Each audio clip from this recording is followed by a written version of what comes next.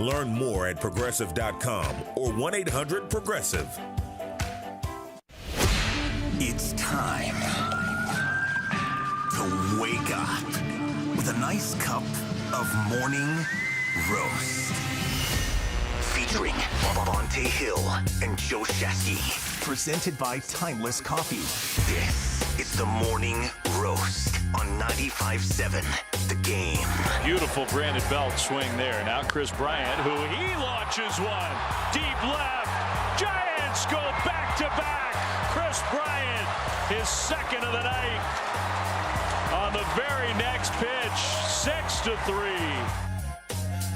Dave Fleming on the call for NBC Sports Bay Area. What a night for the Giants, and what a night for Chris Bryant and Brandon Crawford. You heard the back-to-back jacks right there. Belt, Bryant. And then Crawford later on in the bottom of the seventh tripled. He goes 4 for 4. The Giants are now 6-1 on this 9-game homestand. They're still 4 up on the Dodgers as they beat the Pirates 2-1 down at Dodger Stadium. Padres now 11 back. They are sliding. But the Giants, they continue to roll here, Shasky. They've hit the over the win total. They continue to beat up on these mediocre baseball teams. I'll be nice today. Mediocre baseball teams.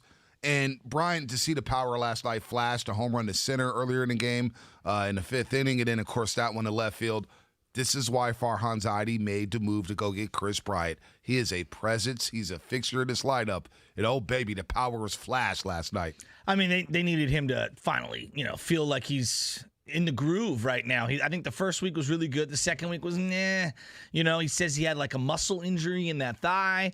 A little worried about some of the muscle injuries that he's sustained over the last couple of years. But B, I mean, 2 homers in one day, and the big go-ahead home run was obviously massive. But I felt like the insurance runs in the 7th inning with him and Belt, and that was even bigger. So I don't know much about him as an everyday player. I mean, obviously you look at the statistics and whatnot. It seems like to me, when he's hot, he's dialed in. You get these kind of nights.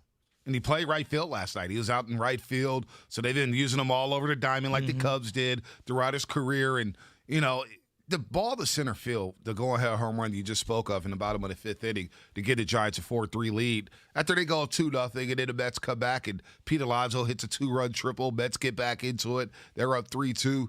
That homer to center, it didn't look like he got all of that breaking ball, and yet that ball just kept carrying and carrying, and he gives the Giants a go-ahead lead. And this lineup now with a guy like Chris Bryant, it just looks – I mean, you're bringing in Brandon Belt off the bench. You're bringing in Wilber Flores off the bench at times. You're bringing in Yaz off the bench. This is one of the deepest lineups I've seen in San Francisco history. Now, you don't have the star, right? You don't have the guy who's going to hit you 35 to 40 bombs. Boy, you got a lot of good hitters on this baseball team. Well, when you have Crawford batting 6th yesterday, I was like, damn, 6? That's perfect. You know that he's batting .427 since July 1st? Yeah, he's batting .306 now. It's unbelievable. Say that again? .427 since July 1st. That's incredible. It really is. That's incredible. And he had a little injury in between that, so it's not like it's been, sustained health or excellence over just 2 weeks. I mean, we're talking about 5-6 weeks worth of work here, and since returning from that injury, I mean, he looks fantastic, B. He looks great at the plate. He signs the extension Friday, 2 years, $32 million, $16 million per season, and it looks like an absolute bargain. Absolutely. You see the way he's playing in the field and the approach at the plate. 4 for 4 last night. I know he's been hot, and I try not to go too much into the numbers, but man, I've been so focused on Buster Posey and what he's doing, right? Buster Posey now batting .330. Crawford, we talked about this last week. By the end of this homestand, or heck, by the end of last weekend, he could be batting .300. Now he's batting .306. Like, he's a legit MVP candidate in the National League. When you look around the league, okay, you got Fernando Tatis Jr. Who else? Like, Crawford is definitely in the conversation for MVP. That's how well he's playing, Shasky. Yeah, you're just looking at, like, kind of what happened last year, and Belt batted over 300. Solano was over 300. And then Dickerson, in a very small window was close to 300.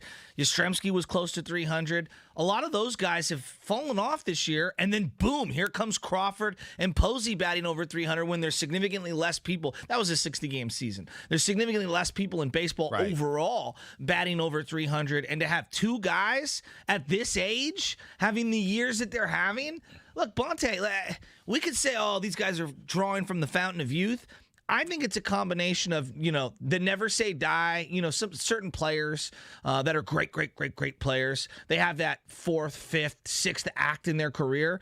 But I also think I go back to the staff, and I can't get over Donnie Ecker and Kai Correa and Gabe Kapler and what they're doing. I'm telling you, and we've been thinking about this, and I want to put this into there.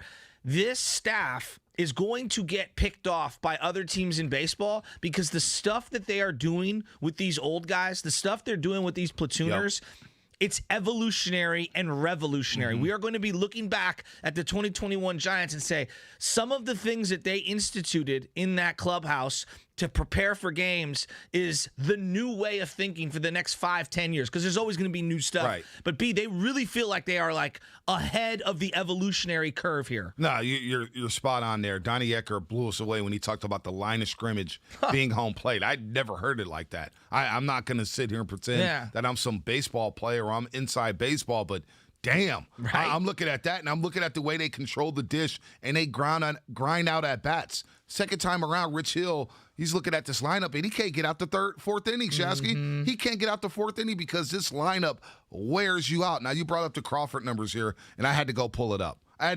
Just to see it for myself. It's unreal. Like the month of July, he batted .455. In 14 games. That's a Barry Bonds month. All right, 14 games, he batted .455. So far in August, in 13 games, he's batting .400. That's just Brady Crawford. This is the best offensive season he's ever had. But I'm looking at what he's doing in the field, what he's doing in the clubhouse as being a leader, no doubt. And there's something you said earlier this season where did Brandon Crawford have a better Giants career than Buster Posey? And you said your boy brought it up, and I was like, there's no way. But, man, he's at least been underappreciated lived in Buster's shadow. No doubt. And we've slept on this guy, and now you see a season like this, and it's like, we're not sleeping anymore. No. To use the analogy here, if Buster Posey was your Joe Montana, Steph Curry for the Giants, the bigger name, then Crawford would be your Ronnie Lott, Klay Thompson. Yeah, that's insiders, everybody who knows the game a little better, they're like, yeah, that's my guy. They don't have the run that they have without him. Look, the defense is outstanding. Going up the middle, going into the hole. It always seems like he never really has to go into the hole toward third base because his positioning is so good. You never see him have to make that Jeter-esque throw, and I think that that's a testament to I go back to the staff. Right. They have gotten, and this is because of StatCast and some of the different advanced analytics websites. Right. They have gotten more out of the shift, meaning they have produced more outs out of the shift than any team in baseball. It's an incredible way of looking at it. When they shift, they get the most out of it. That's why you shift, to get outs. Right. You know what I'm saying? When do you ever see Crawford out of position? No, it hasn't been for a while. Right. I mean, he's got a gold glove secured right now. And B, he's a guy played traditional shortstop baseball. Right. He's evolved his particular play. And then at the plate, I think this is interesting. At the plate, there were times, at least over the last couple of years, flailing, off balance, one arm, loopy. I call it a golf swing where you almost chunk the club into the ground and the one arm kind of flails out with the chicken wing. You'd see a lot of that imbalance. He's a little too upright. This year, it's I'm waiting on the outside pitch. I'm going to stay super balanced, and I'm going to drive through it. And I was waiting for that slider, that changeup, that breaking ball on the outside. And not only am I going to hit it hard, I'm going to drive it into the gap, into left center. His at-bats have been outstanding. Outstanding. And you know what? This lineup has to carry this pitching staff because Kevin Gausman, look, he battled through 5. He did. He battled through 5. He had a 24-pitch first inning last night. He just doesn't quite have, 2 starts against Arizona to kind of find himself. Last night he scuffled a bit there, 2 walks, but he had the 7 strikeouts, give up the 5 hits, and he got caught in trouble in the 5th inning. He did. He really did. And he escaped the first inning as well. this lineup may have to carry this pitching staff. Yeah. And Flem said yesterday, look, in the playoffs, things are differently. They're different. You could have a quick hook. You may have a pitcher go 3 innings and say, you know what, he's going to scuffle here. We're going to go to the bullpen or whatnot. And you get the day off after 2 straight games in the playoffs. So you'll be fine there. But this lineup is definitely carrying this pitching staff, which I did not foresee in the 2021 season. No. I mean, they are like, especially here in the dog days of August, where I thought, no, it's the All-Star break. Maybe some of these older guys are getting a little tired here. They're getting better and better. Well, and I'm looking at someone like Darren Ruff, and I forget about him every day. And then he gets put into that lineup, B, and you're like, dude, he just gives you a quality at-bat. He's batting 270 out of nowhere. Yeah. I thought when Belt got hurt and LaGoria got hurt, basically like a week apart, Yes. I said, you know what, Darren Ruff, it's a nice story. It's a nice story. He puts together good at-bats. Dude, at-bat, it's the same. It's contagious. It is absolutely contagious. He's putting together good at-bats. Wilmer Flores, he's not playing every day now, obviously, with Chris Bryant and Evan Longoria back off the IL. Well, he's having quality at-bats. He's driving in runs yesterday. He had a great RBI single yesterday on the 3-2 count. Remember that at-bat? He's just fouling off pitch after pitch after pitch after pitch, and finally gets one, yanks it to left field. It's the Donnie Eckers, it's the Gabe Kaplers, and it's these players believing in their staff and making the proper adjustments. That's why in the playoffs, where every pitch is magnified, this team looks ready to go. They look ready to go for October, man. It's no longer a fluke. It's no longer a fluke, and I know they're playing the lowly Mets, but I'm really excited to see what they do this weekend against the A's and that starting rotation. Oh, absolutely. Because this team really grinds out starting pitching. Well, and then I look at the bullpen and kind of just where we're at right now when it comes to that bullpen. The lefty comes in yesterday. Come on, his name's evading me. It was Alvarez. Oh, yeah, Alvarez, yeah. Comes in, gets the big-time strikeout. He's fired up, yelling. It's a 5-4 game at that point. He's yelling into the dugout. Maybe it was 4-3. 4-3, yep. And then you get Tyler Rogers in there. He's got a little bit of a lead. He serves one up. I'm thinking, oh, boy, here we go. Got a little – because really, he's been really good in that 8th inning role. It's like, all right, I'm getting a little too tight for my comfort here. And then in comes McGee in the 9th inning. And look, you say what you want. It's been sketchy, and I've needed some Pepto-Bismol throughout the year. But B, the guy looks up. He's got almost 30 saves. I mean, 2 straight after scuffling against the Rockies. He stays the game. No, Sunday he comes in, rights the ship. Yeah. Last night, just easy breezy, despite the dumb Padre fan running on the field there, going on the mound. What are we By doing? the way, Ramon Martinez and company at Chase Center and Oracle Arena, they're the Warriors security guards. They don't let any of that happen. They are about that business. So the security yesterday just kind of it felt like they were lollygagging. It's like, go get this guy. Well, it's just what compels someone to do that? I don't know. I mean, I don't know. You've got to be a grade A moron. Like, I'm being honest with you. Like, I've never been to a game where I've been like, you know what? I need to run on the field right now. For what? I don't get people. For what? Just to run out there with your arms up? You're an idiot. Make a fool of yourself, go to jail, then you have to pay a fine. I just don't get it. But you were talking about Chris Bryant. And Chris Bryant hits 2 home runs last night. Look, over his last 7, he's batting .320. Go figure. Last 14, he's batting .333. Now, I know he was helped last night, but it did feel like the power was not there. But the last 28 days, Shasky, 5 homers, 11 RBIs, 316 batting average, and the Giants are 13-3 since the addition of Chris Bryant. Wow. You talk about a shot in the arm. Wow. 13-3 since the addition of Chris Bryant. Wow, that's incredible. Since the trade deadline, wow, 13-3. I mean, you just soak that in, and you look at the opponents that they've played. These are some of the best teams in baseball, not just in the National League. So yeah, I mean, B, you're looking up and you're saying to yourself, is this the best regular season team in Giants history? And it feels like, because, look, you say that and you're like, come on. But then you look at their record and it's like, the data's telling me, like, they're on pace to be that. I mean, I don't believe them to be the best team in Giants history. But when it's all said and done, they might have the most wins in the regular season. That doesn't mean they're the best, quote-unquote, team top to bottom, or they're going to win the World Series. But, like, regular season, B, they have a chance to go for 103 wins, 104, 105 wins. They're 77-42. They're 77. It's crazy. And 42. It's 35 games over 500. Are we sure they're going to lose 60? Because that's what everyone says every year. You win 60, you lose 60. What do you do with the other, 42? Yeah. Yeah, I don't know if they're going to lose 60. Because they got some cupcakes on the schedule. Now, they do have Milwaukee again. They've got to go to New York City. You've got the A's this weekend. The A's are battling for a playoff spot. They got tripped up yesterday in Chicago against the White Sox, although Chapman's starting to heat up. He's got 4 home runs in his last 3. They need him badly.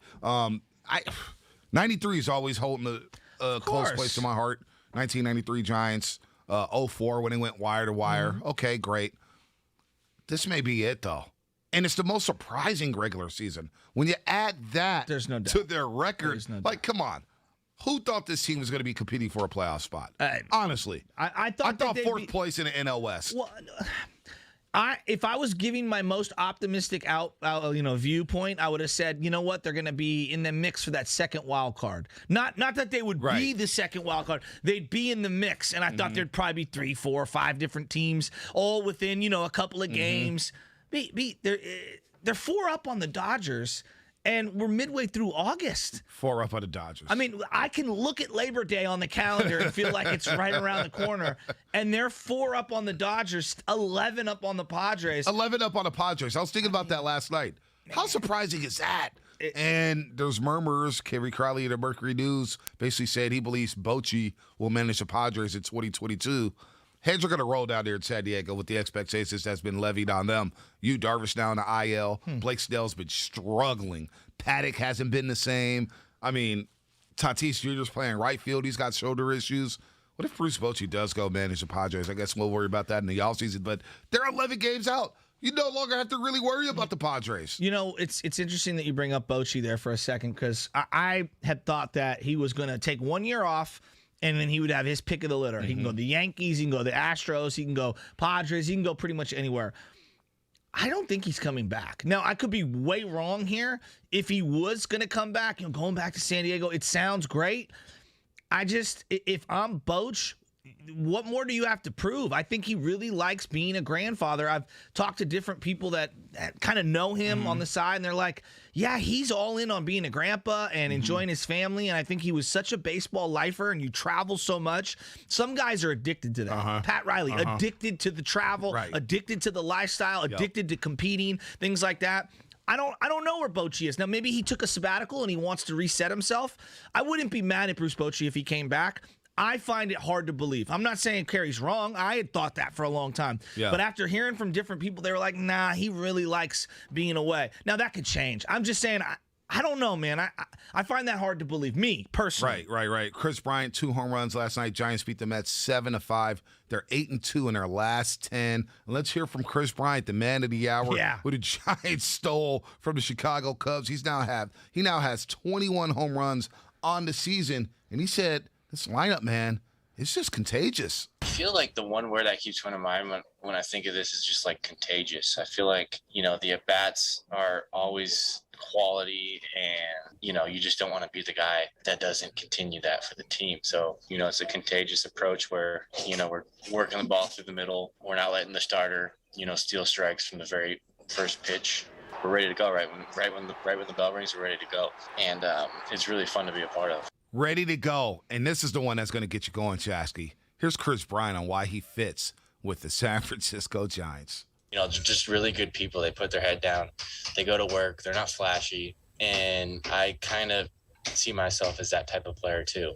And I think that's kind of what the Giants organization is all about. They want guys that are good people. They go to work, keep their head down. Like I said, we're not flashy. We go out there and do the job and win and move on to the next one. And that's a good feeling. Andrew Bagley of The Athletic then asked him, what about your contract, man? Scott Boras is your agent. What about that? What about re-signing with the Giants? Is Scott Boras going to be lenient? What's going on with Scott Boras? Scott's not going to let you sign something before you hit the open market, though, is he? I run the show. That might be the first player who's been represented by Scott Boras to ever say anything even remotely that aggressive. I run the show. Have you ever heard a Scott Boras agent? Absolutely not. They always say, we're going to wait till the offseason. Scott handles that, or something to that effect. Do you think Scott pounded his fist on the table, said, damn it, Chris, you cost yourself some money there? Well, look, if I'm a client of Scott Boras's, I would my question would be, like, as a family, if we were sitting there, because you make these decisions as a family, you're sitting there and you're saying, I mean, how many people who have robbed the organization for every single penny have really enjoyed themselves while they were doing it? Like, Bryce Harper's having a pretty good year right now. You think Bryce Harper's happy? No.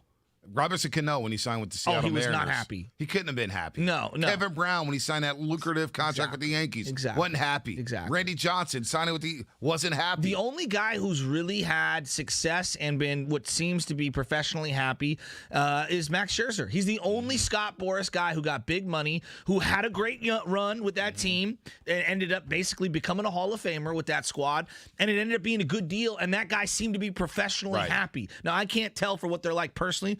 You know, $300 million is a pretty good compensation package to be happy if you're Bryce Harper. But I'm just asking out loud, like, this is where I think the players need to understand, like, yeah, getting every penny, okay, but there comes with that maybe some unprofessional or some professional unhappiness. Look at Pablo Sandoval. I know. Was it better to go chase Hanley and Poppy Ramirez in Boston and be miserable? Like, yeah, the money was great, but you were miserable.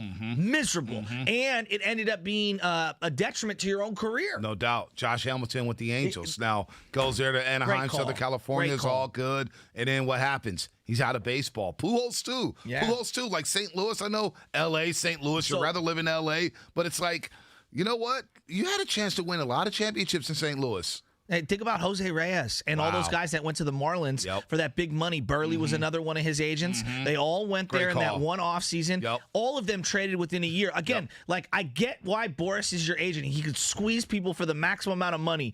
There is a Venn diagram of happiness somewhere in the middle. You could still make tons of money and be professionally happy. I'm just not sure what motivates Chris Bryant. Yeah, no doubt about that. Good morning to everybody on YouTube, Twitch. We see you out there. Subscribe on YouTube right now. A lot of likes going on there. YouTube is fired up right now about the Giants. We will get back into Trey Lynch and Jimmy Garoppolo. Well, we spent a lot of time on it yesterday. We will spend more time on it today as well. Baldy will join us for the first time this season at 7:30 to break down what he saw from Trey Lance. It's all going down. Nice guys back in the fold. Curly's still here. Shasky and Bonte here on The Roast. Bay Area sports are getting hypey. Trey Lance is slinging 80-yard bombs for the Niners. Trey Lance. Now a throwback to the near side. He's got a man open. 10-5 touchdown. San Francisco. The Warriors rookies are shining in the summer league. Kuminga beats everyone down the floor and tomahawks it down. And the Giants are the best team.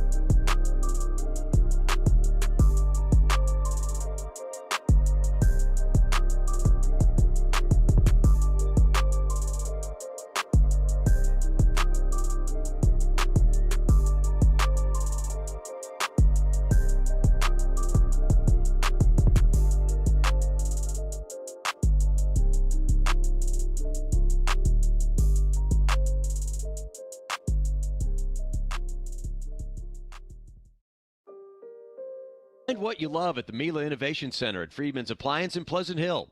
Out of your dreams and into your kitchen. Select the qualifying built-in kitchen appliance package that is right for you. With unrivaled technology and luxury-grade quality, when you bring home a Mila, you're bringing home true innovation. Now, for a limited time, save up to $1,800 with the purchase of a qualifying Mila appliance package. Visit the Mila Innovation Center at Freedman's Appliance in Pleasant Hill or at freedmansappliance.com.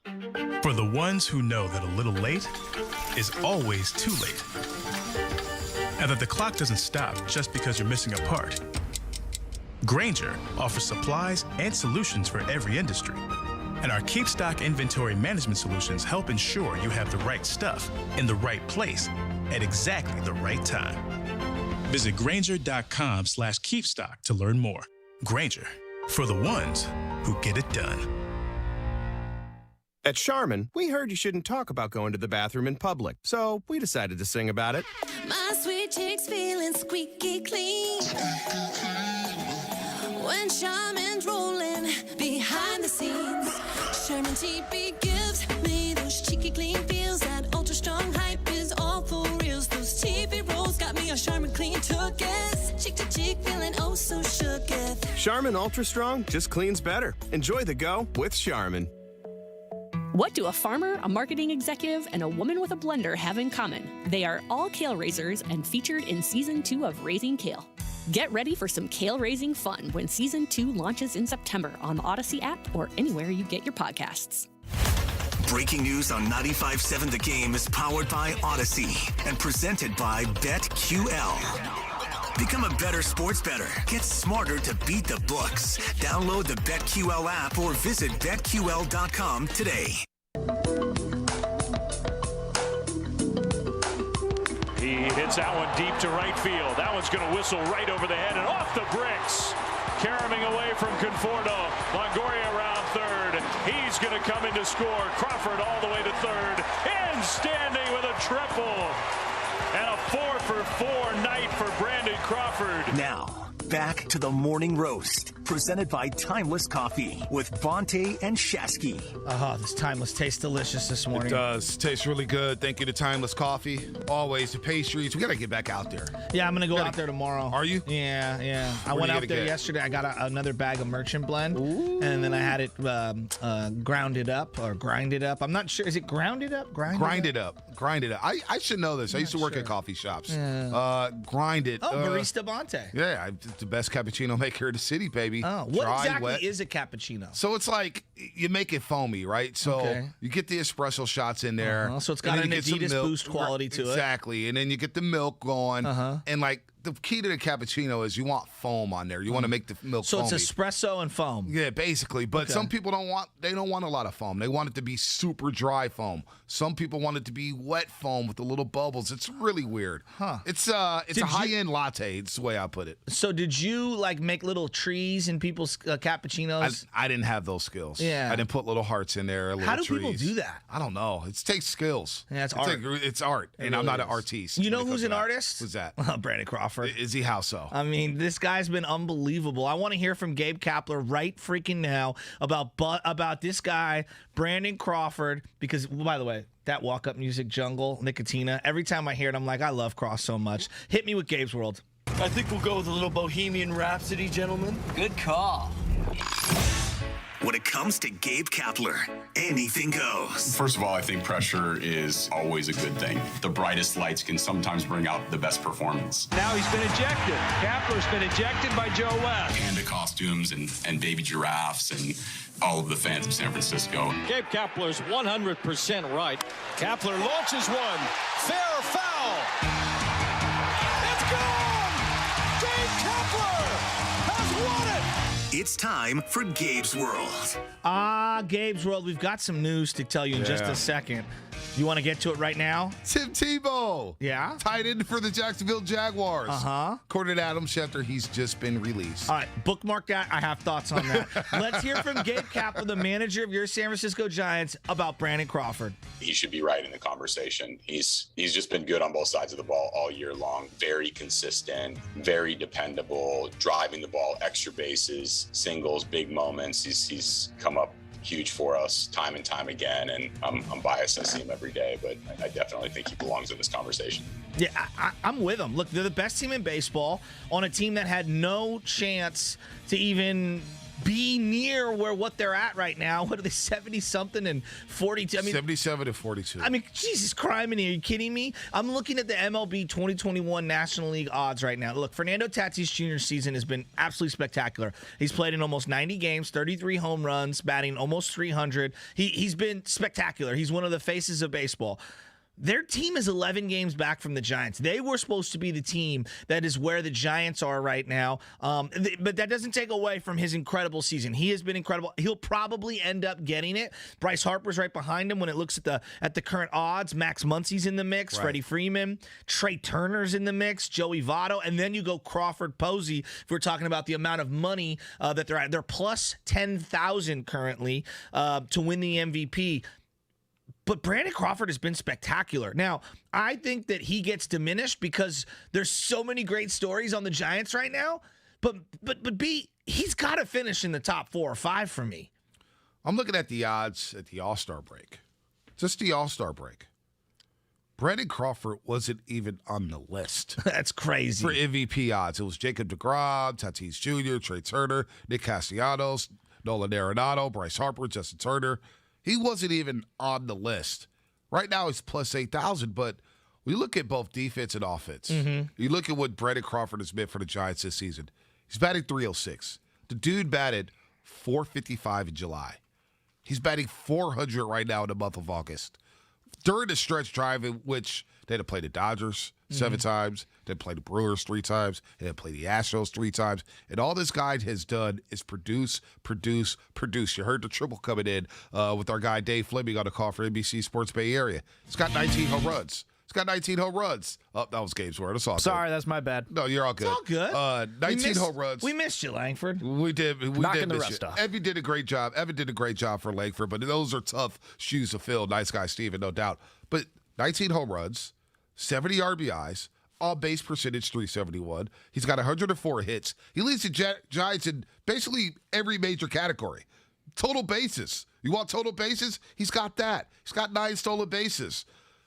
I mean, if he's not in the top 5, it's a crime. He should be in the top 3. And I'm not wearing the black and orange goggles here. I'm not. But you look at what he's done in the field at shortstop. The Gold Glove is done. 100%. That race was over 100%. in May. All right? In May, you can send the Gold Glove to Brandon Crawford. He'll win his 4th. But at the plate, he's producing at a high clip for the best team in baseball. He should get a lot of MVP votes. It's not a crime to say that. No, it isn't. And if you were to swap the 2 players right now, Fernando Tatis Jr. and Brandon Crawford, I mean, how much better? I mean, 'cause I'm not denying how great Fernando Tatis Jr. is. How much better would the Giants be? Couple of games better? Maybe, right? I don't know. I don't know how to even quantify that. But in the field, Tatis Jr. leads shortstops in errors. Exactly. And he's had the shoulder injury where he's missed some games. So how many runs has Crawford saved? How many hits has he taken away from batters because of his play in the field? No doubt. But I'm saying if you put Crawford on the San Diego Padres, I don't believe the San Diego would be as good as where they're at right now. They'd probably be a little less in the standings, even though they're having a down year. So more valuable Fernando Tatis, I would say, you know, has him on that one. But for what the Giants want to do every single day, I mean, Craw is such an integral part of it. And I think strong defense up the middle, Posey, Crawford, and then they've had solid center field defense. No doubt. It's been Slater at times, Duggar at times, Yastrzemski at times, Wade Jr. at times. So without Craw and without Posey, this team is totally different. No doubt. And these guys both deserve recognition. I think they're going to probably eat at each other in terms of MVP votes. But what a great year for both guys. What a great year. I mean, what a great year. Crawford now batting .306. He goes 4 for 4 last night. And again, you rattled off those numbers since July 1st. It's unreal. What was the numbers again? 427. He's batting .427 since July 1st. 27. That is insane, folks. It really is. 455 for the month of July, 400 for the month of August.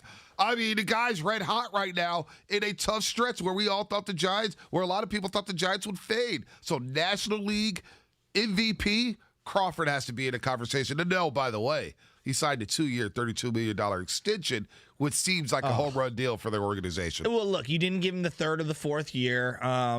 I think he could have gotten maybe a couple of extra million, maybe a third or a fourth year out on the open market. But going back to professional and personal happiness, would that really truly have made him happy?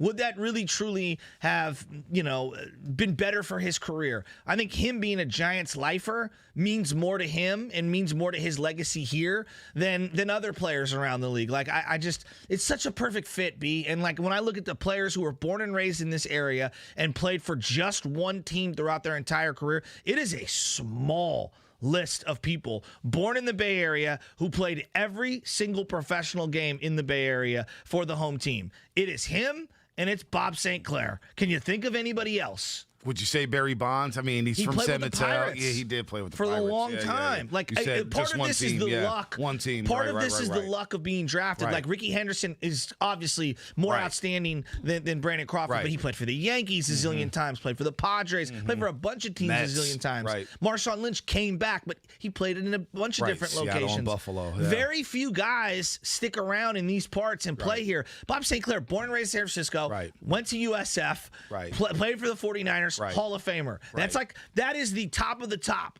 I can't think of anybody else. Am I omitting? No. Meserly is the guy who played for the Warriors, but he played for the Philadelphia Warriors. They moved to San Francisco. He went to Lowell High School here.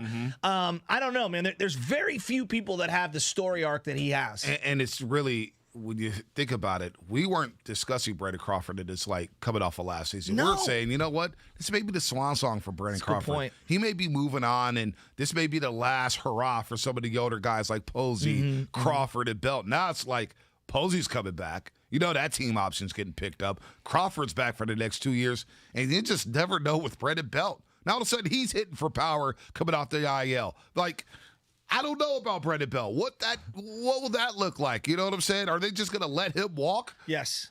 You think so? Yes. Like, I think this is an easy decision for me. Like, Brandon Belt's been really good, but guess what? Like, I can find out. Yeah, yes. Bye-bye. I mean, he's always hurt. He is. I mean, look, you 16 home runs. You can't just keep lumping. Yeah, but Lamont Wade Jr. has like 17 home runs in less games. Defense too. I mean, I'm not a Brandon Crawford guy at all, but I mean, like, I think it's something. If they sign themselves up for 2 more years of Brandon Belt, you know that's not going to end well. By the way, just real quick before we hit the break, Tim Tebow and the Jaguars, he gets released this morning. You saw the clip of him trying to block? It was so bad.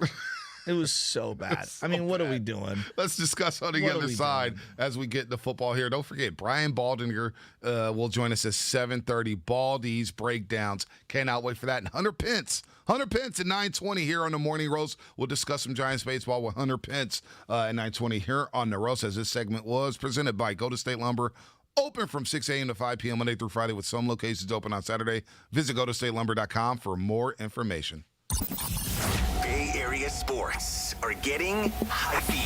Trey Lance is slinging 80-yard bombs for the Niners. Trey Lance.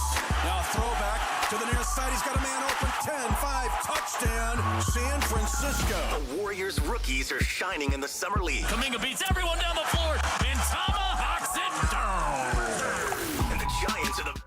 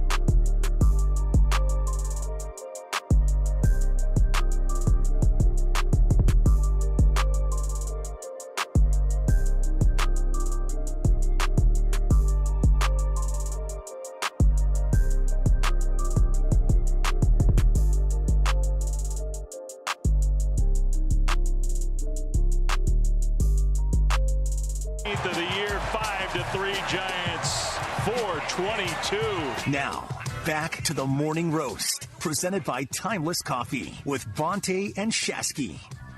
Boy, Chris Bryant needed that one. He's batting well. The Giants are rolling 8-2 in their last 10. And I want to say good morning to everybody on YouTube, the text line, Twitch. It is absolutely on fire right now. I see people talking about Brandon Belt as Jimmy Garoppolo. People talking about the new Madden. I got to get me a PS5. It's time to fire on the PS5. Yeah, it is. Oh, do you? Oh, it's time. I might have. I got a couple. Oh, okay. Then I'll just back out. I'll tell you this. I already been playing it, and that new Madden's pretty sweet. Langford's looking at me like, oh, PS5? Yeah, you come over to the house and play. You could babysit Baby Chess. I'll play Madden. How is it? Oh, it's amazing. Is it worth it? Because there's so much. Do you game? A little bit here and there. No, okay. You're either in or you're out, dog. I'm in. Okay, then. Yes, it's worth it. It's worth it? Yeah. All right. Do you know how much enjoyment I get out of playing video games? How much? Lots and lots and lots. It is my way to unwind late at night on the weekends when everybody's asleep. It's what I do. Dude, I can't wait because I will have those nights. I mean, we're video game babies. Yeah. We were raised during the Nintendo era. I'm telling you. When Nintendo first came, and like all the late nights me and my buddies had playing NCAA football. You were a controller breaker, weren't you? Oh, I definitely was. Yeah. Oh, I was slamming controllers. Yeah. I hate inviting guys like you. The game is cheating. But I would like simulate. We would said play the computer. NCAA. We wouldn't even play the games. We'd just go to the offseason and just recruit 5-star prospects to our schools and then simulate the games. Then if I was by myself, I would have a dynasty at, say, Ohio University or Nebraska or something like that. So I have a 49er franchise. I've already traded Jimmy Garoppolo away. Who'd you trade him for? Well, I had to package some picks to get a first-rounder. And so, I moved some things around. There's certain moves that I make to the roster right out the rip. So Trey Lance was a day one starter for you? Absolutely. But here's the negative part about playing a young guy early is that certain road game scenarios, the screen starts to shake now. Oh, yeah, the momentum. They have that back? Yes. Oh, my gosh. And it's great. Oh, my gosh. And you have a difficult time calling audibles at the line if you're rattled a little. And but, man, Trey Lance and Madden, because Madden don't lie. Madden knows who's good. Dude. And I'm going to tell you right now, Trey Lance is next level. It's the best quarterback for the 49ers that I've ever played with that wasn't like a legend. You know, when you get the card, the Joe Montana legend or something like that. If you're playing the Diamond, it was a Diamond Dynasty or whatever they call it. I forget what it's called. Madden Ultimate Team, right? Is that it? Yes. Mutt, I think is what it's called. I know baseball, MLB The Show is Diamond Dynasty. So, let me tell you, Lance outruns defensive ends, and it is glorious. Dude, the momentum meter, I remember playing NCAA. Sick. You go to like Florida, right, at the swamp, and it's just shaking. And if you play that game late night drunk and the screen's shaking, I would just say, you know what, you can have this game, dude. I'm going to bed. I can't do this. Oh, you were that? Well, 3 a.m. I'm drunk and liquored up. Yeah, I can't focus. It's too much. I got rattled. Soft. S-O-F. When you get Madden 22 and you get the PS5, we are going to be getting a matchup between you two live on Twitch, are we? Absolutely. You better get Guru involved because Guru. I mean, we've got some classic shots with Guru and I. Bro. We had some classic games. My Guru, he's just the commentary from that man is just absolutely glorious. So Madden 22 came out today, and I feel like this is going back to like 2012, 2013. This is the best, most fun 49er team to play with in Madden. Oh my gosh. This is because so good. when I think about there was Blitz, which was great with NFL the 49ers. Blitz, yeah. Game Day back in the day. Game Day was a fun was team to play with the 49ers. The Jaguars on Game Day. Or Game Breaker. Yeah, Mark Brunell, awesome. Yeah. Jimmy Smits, Fred Keenan Taylor, McCarnell. Fred Taylor. Come on. Fred Taylor, Tony Hardy Baselli. Nickerson. Yes, they were loaded. Cardell Lake. Come on, man. Let's go. Let's go. No, that was my team, the Jaguars. But man, I got to get a PS5. I think it's about time I strike for a PS5. I'm thinking that you sell the Batmobile to upgrade and get the PS5. I'm thinking an Astrovan is in your future. No, I just, the Batmobile has been paid off. I have no car payments whatsoever. It's the best feeling. It's the greatest feeling ever. Yeah. You know what I'm saying? You can stack some money. The Batmobile's here to stay. There's only 53,000 miles on that bad boy. I've had it since 2015. That's actually pretty good. Yeah, the Batmobile is here to stay, baby. So no Astrovan at all. I'm waiting for Anna to have her lease on one of her cars kind of go away here in the next 17 months, and then we will upgrade to Maybe an SUV. We're not doing the Astro van. Come on, Shasky. I look like a van guy? Well, SUVs are tough to park. You know, a van is a little more gas-friendly, a little more eco-friendly. And, yeah, you do look like a van guy. You look like an orange slice in the cooler, Capri Sun kind of a dad. Damn. Wow. Participation trophy era?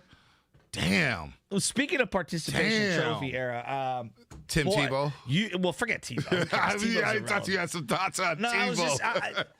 Yesterday, social media for 95.7 The Game posted a little clip of you saying that Trey Lance is better than Jimmy Garoppolo. You went on and on and on saying number 5 is better than number 10, and I was here for it. I was listening. I was nodding my head. I avoided all of the heat that you took on social media. There was a lot of smoke coming my way. There was. There's a lot of smoke. But you know what? People bring me the smoke because they know I can handle the smoke. And I see, hey, trust me, everybody on Instagram, everybody on Twitter, I see everything. I write it down. I'm like Michael Jordan in that capacity. I remember everything. All the shots fired, I see it all. So we had heard during the show practice was close to the media. Then come to find out that was a mistake that didn't necessarily happen. And then we see that Jimmy Garoppolo takes basically 15 or so snaps, pass attempts under center with the first string. I believe Trey Lance only took a handful. 7 pass attempts yesterday. Yeah, and do you make anything of that? No. One way or the other? I don't. I heard, maybe because the backups played a lot on Saturday night, so maybe the starters got more reps on Monday because some of the backups were maybe a little tired. Well, there was 25 guys that would technically be starters or in that second string that did not play. Mm-hmm. Inactive. Yes. So, I mean, that makes sense. Do you want to get those guys some work? Right. I really feel like this is the week. If there's going to be a week where Trey would have an opportunity to be in position to be the week 1 starter, which to me still is, that's outside looking in probability, right? Right now, I feel like it's Jimmy Garoppolo's outside looking in. I might disagree with that, and that's okay. And let me say this because there's this narrative out there that, hey, man, if Jimmy starts week 1, we're going to be angry about it. Who said that? No, it's some of the smoke I saw. Oh, how butthurt are they going to be if Jimmy Garoppolo starts week 1? I believe this team, if Jimmy Garoppolo does start throughout the season and he holds off Trey Lance, they have the potential to go back to the Super Bowl and possibly win it with Jimmy Garoppolo. Now, it's going to be a lot different, right? You're going to lean on the run a little bit more. You're going to need to play solid defense. You're going to need to force turnovers and kind of play like 2019. Can Jimmy stretch the field? I don't know. I want to see it. I want to see it this Sunday against the Chargers. I want to see it whether it's week 1 or week 15. But if Jimmy starts week 1, I don't think we're going to be throwing our heads up saying, oh, season's over. We're ticked off. No. We want to see Trey. We get it. It's unprecedented for a rookie to just come in and start right away. Now, you have a veteran here who helped this team go 13-3 a couple years ago. You know that when he's under center, he does help the team win football games. There's no denying that whatsoever. But nobody's going to be mad if Jimmy Garoppolo starts week 1. We get that he has the edge right now in terms of starting at quarterback. He knows the offense a little bit better because he's been here for a little bit longer, Well, there's a couple of things here, and I hear this from a lot of people that have never played sports at any point in their life. Like, if you go to Trey, you can't go back to Jimmy and then back to Trey. And what are you talking about? Guys get in and out of the lineup all the time at various levels throughout their entire playing sports lives. Like, think about it. Be like, at one point, everybody has been a backup to someone else. And at one point, they've obviously taken a job from someone else. They've lost a job. Like, everyone, even Fernando Tatis Jr. has lost a job to someone bigger, stronger, and older than him, for example, as we go back to baseball. So to me, it doesn't matter who starts week 1. I think both guys are going to have the same similar kind of looking over their shoulder because there's going to be guys in that team. There's going to be fans. There's obviously going to be people in the media. They're going to say, wow, whether it's Trey or Jimmy struggling, let's go see what the other guy gives us a chance to do. And players on the team are going to say the same thing because, you've been a part of teams. If one guy's not getting it done at any position, everybody looks down the roster and they're like, do we want to give that guy a chance? Right. It's time to play this guy. Exactly. Like, the whispers start happening in the locker room. Exactly. So this thing that you can't go back and forth, I don't think Miami, specifically last year, handled it well when it came to Fitzpatrick and Tua.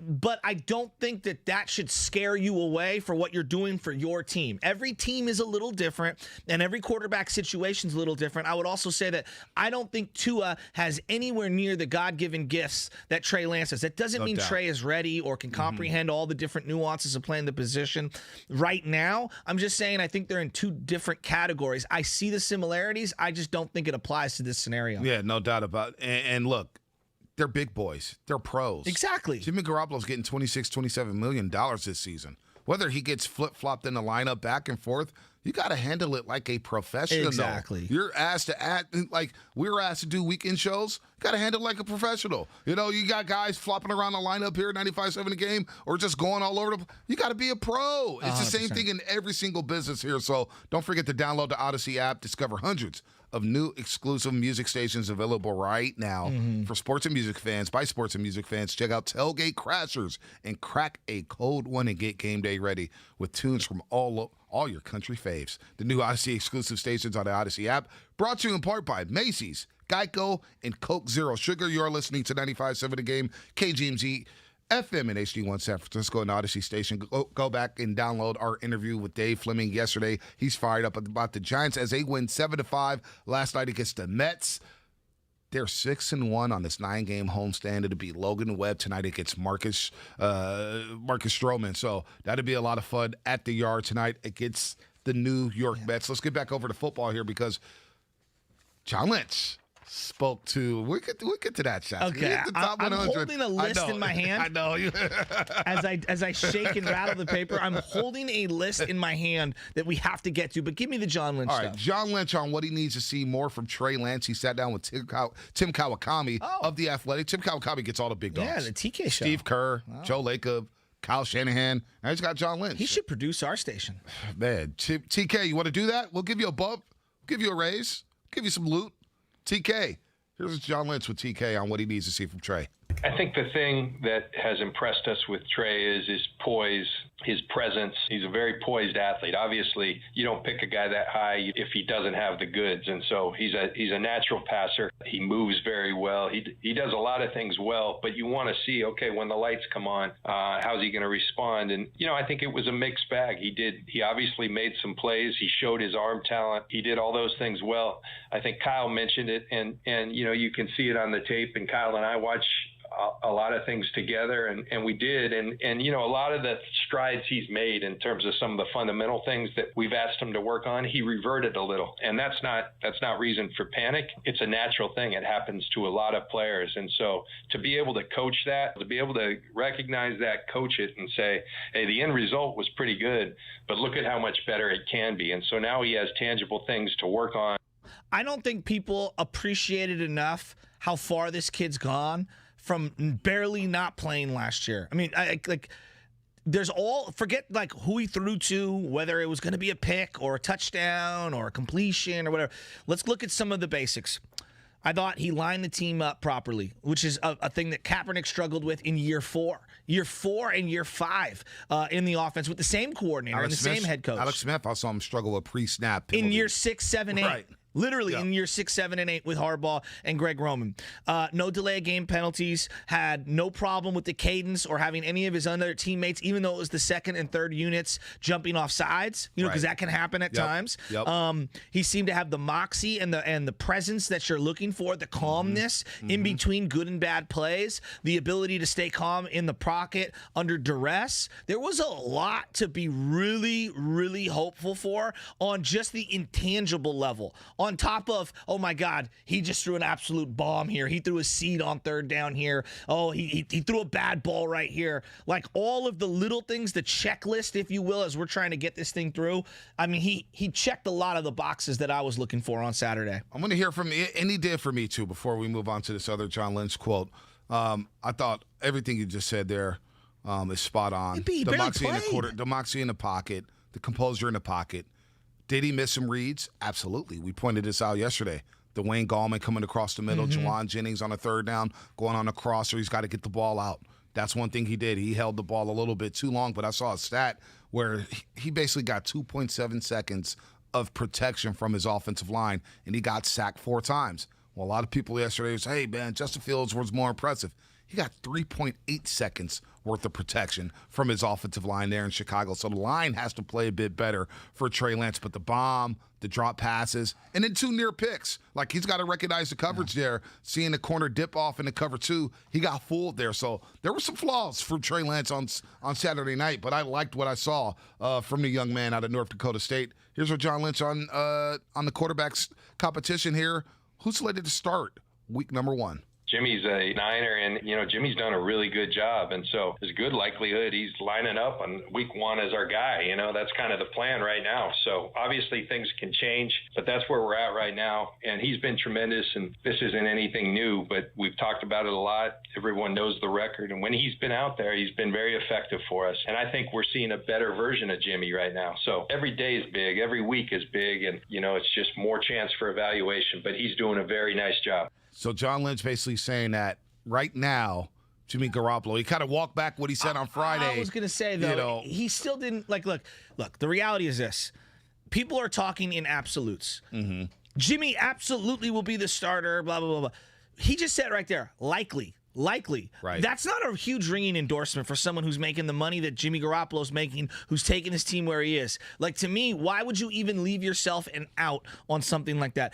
If you're the GM, you could just put the whole thing to bed and be like, Jimmy's our day 1 starting quarterback until otherwise. Maybe they're putting more pressure on Jimmy to say, you know what, you need to keep performing at a high level, because he said Jimmy's never looked better. And I guess, when you look at the situation with C.J. Beathard and Nick Mullins, apparently Jimmy didn't get pushed. And maybe he got comfortable as a starter in San Francisco. Now you see this young hotshot in Trey Lance, you're saying, I have to play my best football. I know the head coach is out on me. They flirted with damn near every quarterback in the league to try to get me out of here. I've got to step my game up. So to hear Lynch say he's playing his best football right now, that is pleasing. That's a pleasing thing to hear from John Lynch, the GM.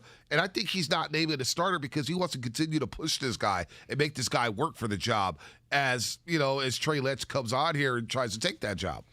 Best football ever. Do you believe that? Jimmy Garoppolo's playing his best football ever? The practice we went to, it wasn't.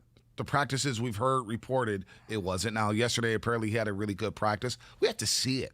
We have to see it in a game. Yeah. Like, how do you know it's the best football ever? Because 2019 was pretty damn good. That's what I'm 2017, saying. when he went 5-0, was pretty damn good. Yeah. That was some damn good football from Jimmy G. Can he be as good as 2019? Like, I think there's a lot of people who are doubting Jimmy on whether or not he could be as good as he was in 2019. Well, I'm not crushing John. I love John Lynch. You know that. It's just, I think we say these things flippantly, and you and Bonte and Butch are putting together the best shows they've ever put together. Right.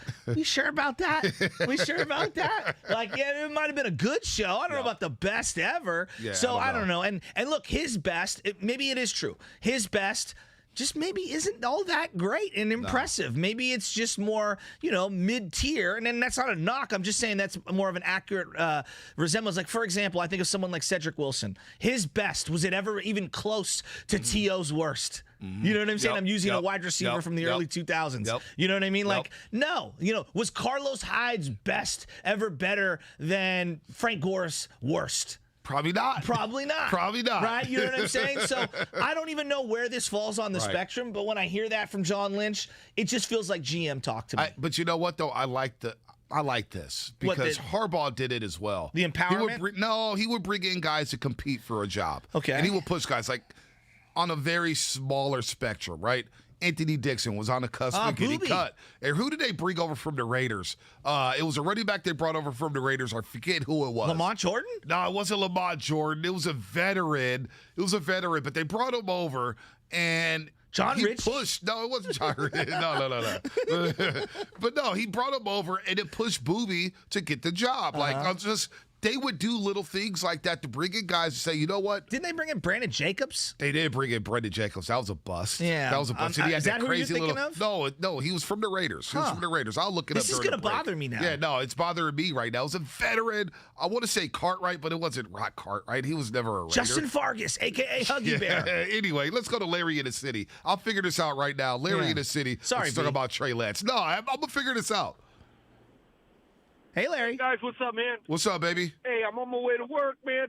Just got to do a little Uber before work. Nice. I got to tell you something, man. I am so jacked up about Trey Lance. I mean, I can't wait to see the cat. But I think this is the best case scenario. You start him right after the bye. Because what I saw during preseason game, I saw flashes of Steve Young and visions of Alex Smith. I saw a guy who took sacks he really didn't need to take. I saw a guy fumble a football, didn't need to fumble a football, you know. I saw interceptions that should have been made. But what I also saw was Steve Young, man. Not Russell Wilson, not Patrick Mahomes. Hall of Fame Steve Young, man, throwing that ball like effortlessly, you know. I see this guy is the future, you know. So treat him like the future. Don't treat him like we don't anoint him like we did Kaepernick. Make him be the quarterback we want him to be. I hear you. You know? I hear you. Good call, Larry. I mean, look, nobody's anointing Trey Lance. Nobody is. I'm definitely not. I know you're not, Shasky. We're not anointing him, and we're not putting a gold blazer on him and saying, hey, he's headed to Canton, Ohio for the Pro Football Hall of Fame. He may turn into Jim Druckenmiller. That's a possibility. He could turn into, E.J. Manuel. He could turn into an absolute bust. I don't think that's going to happen. I don't think that's going to happen under Kyle Shanahan. I really don't. But nobody's anointing this guy as the savior of the franchise. But the raw talent is undeniable. It's undeniable from Trey Lance. And I see a 510 saying, hey, you guys are such homers. You name off at least 10 mistakes the dude had after only completing 5 passes. Well, I don't know if he made 10 mistakes. There's a couple. There's a couple of mistakes he made. It's about 5. There's also some drop passes. Mm-hmm. There's also some bad blocking from up front by this offensive line. And you said something yesterday. If Jimmy Garoppolo played behind that offensive line, what would it look like? What would it look like? So I want to get onto the ball security thing because that's no doubt ball security is something that's extremely important. How many games has Jimmy Garoppolo started in his career? Just started games in his career? 32? 30. Okay. Do you add in playoffs to that or regular season? I'm just going regular Yep. season. So probably the 33 then with the Super Bowl and the 2 playoff games. All right. In just the regular season stats, he has 26 interceptions in those 30 starts in the regular season. How many fumbles do you think he has?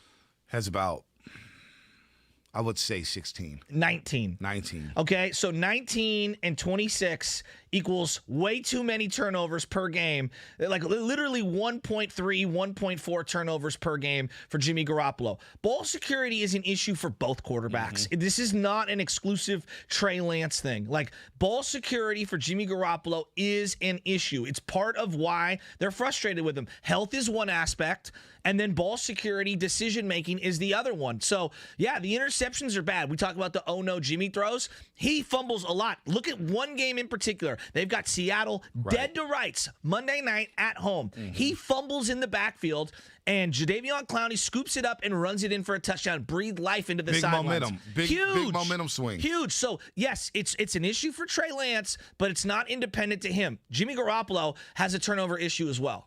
Fumbled against Baltimore that season. Yes. Remember that in the rain? That's right. And then they were up 7-0. He fumbled in the pocket. Baltimore scoops it up. A couple plays later, they score a touchdown there against the 49ers. It's a lot of fumbles, B. It's For been a guy a lot of who's fumbles. not a runner? It's been a lot of fumbles. It has been a lot of fumbles here. 888-957-9570. Brian Baldinger will make his first appearance on the Morning Roast here for the 2021 season. We can't wait for that. And we'll talk more about Trey Lance and Jimmy Garoppolo, plus some Chris Bryant thoughts. I want to ask you, what should a contract extension look like for Chris Bryant and the San Francisco Giants? Because he said something last night that I want our audience to hear here on the Morning Roast, and that's what's coming up. Brought to you by Stanford Healthcare. For the 7th year in a row, Stanford Hospital has been ranked as one of the nation's best by U.S. News & World Report. Thank you to our staff and community.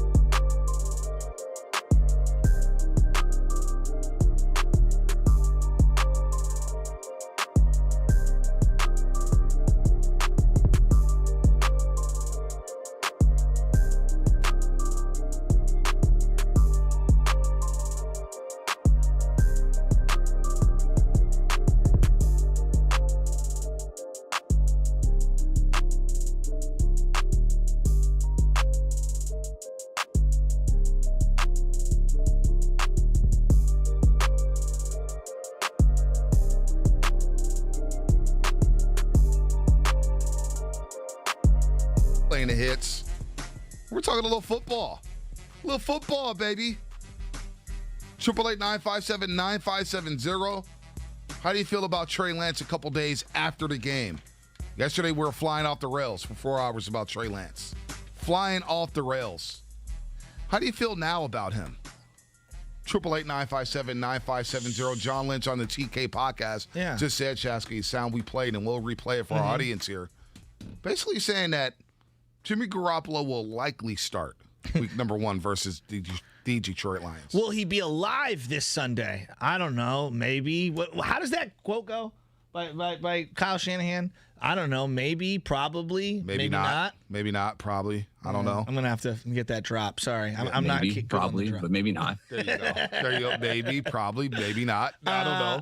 Well, this is okay. So this week is going to be very important. What's going to end up happening right now? Like if you're just looking around the league, okay, and you're looking and evaluating quarterbacks, I don't think people realize what has happened in the last 5 to 6 years. Okay, what has happened is that every single team in the league is looking for their next genetic freak. The evolution of the position is not can you run or can you throw. It's how great are you at both of them simultaneously? Right. Are you a giant, like, athletic freak? Are you the best player on the team? That's what we're looking for from the most important position in sports. I think for many, many years it was, we can win. If all these other things are great, we'll have just a decent quarterback and we'll find a way to get it done. We'll develop somebody who's a pocket passer. No, you got to have both of them. Right. And they're going to see a guy this week in Justin Herbert at practice up close and personal. And from everybody who's been to Chargers camp and has been around this kid's next level. 6'6", 230, can throw the ball through a brick wall, can run it like the wind, and is just a phenomenal, cerebral player who is taking the league over. Had the greatest rookie season ever. He was a guy that wasn't even supposed to play last year. And you had someone in Tyrod Taylor get punctured in the lung right before the game accidentally. Week 2, Kansas City. By a doctor. And the next thing you know, Justin Herbert is thrust into action. And he really didn't know what he was doing. But you look around, and he's throwing to unbelievable weapons and targets, and he has the best rookie season the league has ever seen. Now, they didn't win a lot of games, and that's what a lot of people are going to say, they lost a lot of games. I would argue they lost a lot of games for a variety of reasons that were out of the young man's control. Right. A lot of injuries on that team, too. But when that kid gets on the field, and you're Kyle Shanahan, and you're over there looking at what they're doing right there, and you're going to be looking over at what you got with Jimmy Garoppolo and Trey Lance, it's going to be very interesting to see how much they're willing to throw Trey Lance out there just for the sake of saying, oh, that's what you got in Justin Herbert? Let me show you what I got in Trey Lance. I'll be very interested to see how many first-string reps he gets in these joint practices. All right, let's hear for Chris Sims, Kyle Shanahan's best friend. His best friend. He wanted the Niners to take Mac Jones. He thought Mac Jones was the guy for San Francisco. We'll get to Mark in Oakland in just a second. Okay. But here's what Chris Sims had to say about Trey Lance's debut Saturday night against the Kansas City Chiefs. Here's the other thing I'll say, too.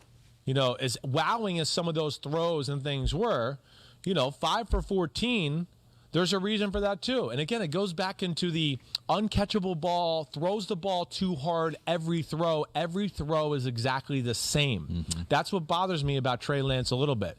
I don't ever see a lofted softball, a touch ball over the linebacker that gets down in front of the safety. Or, like I said, here he is on the run. Just flick a nice little change-up ball and hit the guy in the face mask. We don't have to throw it 1,000 miles per hour to where he can't even catch it, or it bounces off his face and gets intercepted. And that was the one thing I thought I saw that bothered me more than anything, is the lack of diversity of throws. Every throw is the same. It's fireball. And, that's where I'm going to certainly be watching from that standpoint. Well, it's something we discussed. He does need to work on his touch passes. Agreed. He needs to work on the lofting passes. Yeah, but some of the throws that he made Saturday night, he had to throw it with velocity. But he said every single throw. He said every single throw.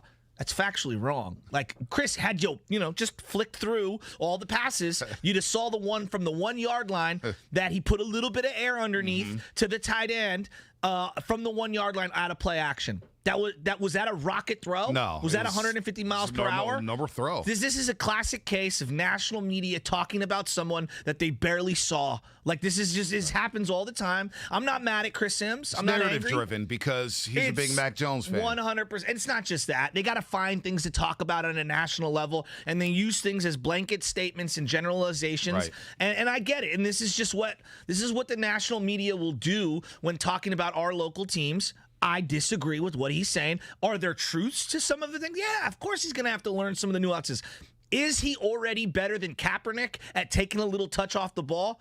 Absolutely. Kaepernick threw 150-mile-an-hour ankle biters on checkdowns. Let's let Kaepernick. He could throw some touch passes. It didn't look good at the end there, but he could throw some touch passes. Come on, we're forgetting about Kaepernick, man. I'm not going that far. I'm not going there. With the swing I'm pass. not going back that far, man. Come on, and man. And you know I love Kaepernick. I'm one of the biggest Kaepernick fans of all time. He never learned to take a little off. He struggled later in his career, no doubt about it. But he was okay with that. He was okay. Let's go to Mark in Oakland. Mark, what's happening? You're on the roast here on 95.7 Richard James Game. Jr., catch that ball. Yes, my question is, it's a good problem to have Trey Lance and Garoppolo. The rich keeps getting richer.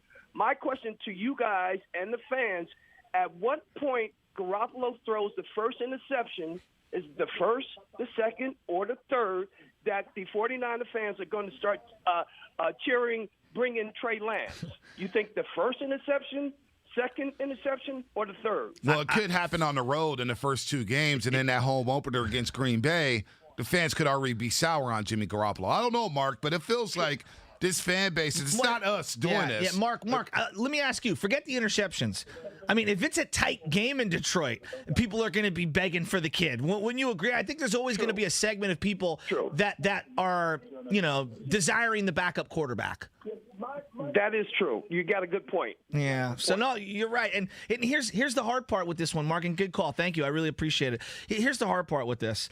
They're in a no-win situation no matter what. You play the kid week one, right? No win in the sense of like there's going to be a segment of people that are going to be dissatisfied. I'm sure there are a segment of people that don't think Trey Lance is the right pick, right? Chris Sims is clearly one of those people.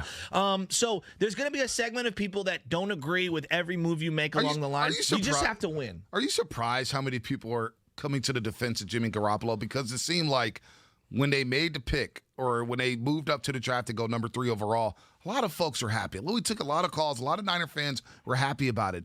And now here we are in the middle of August. We've seen the kid for one game.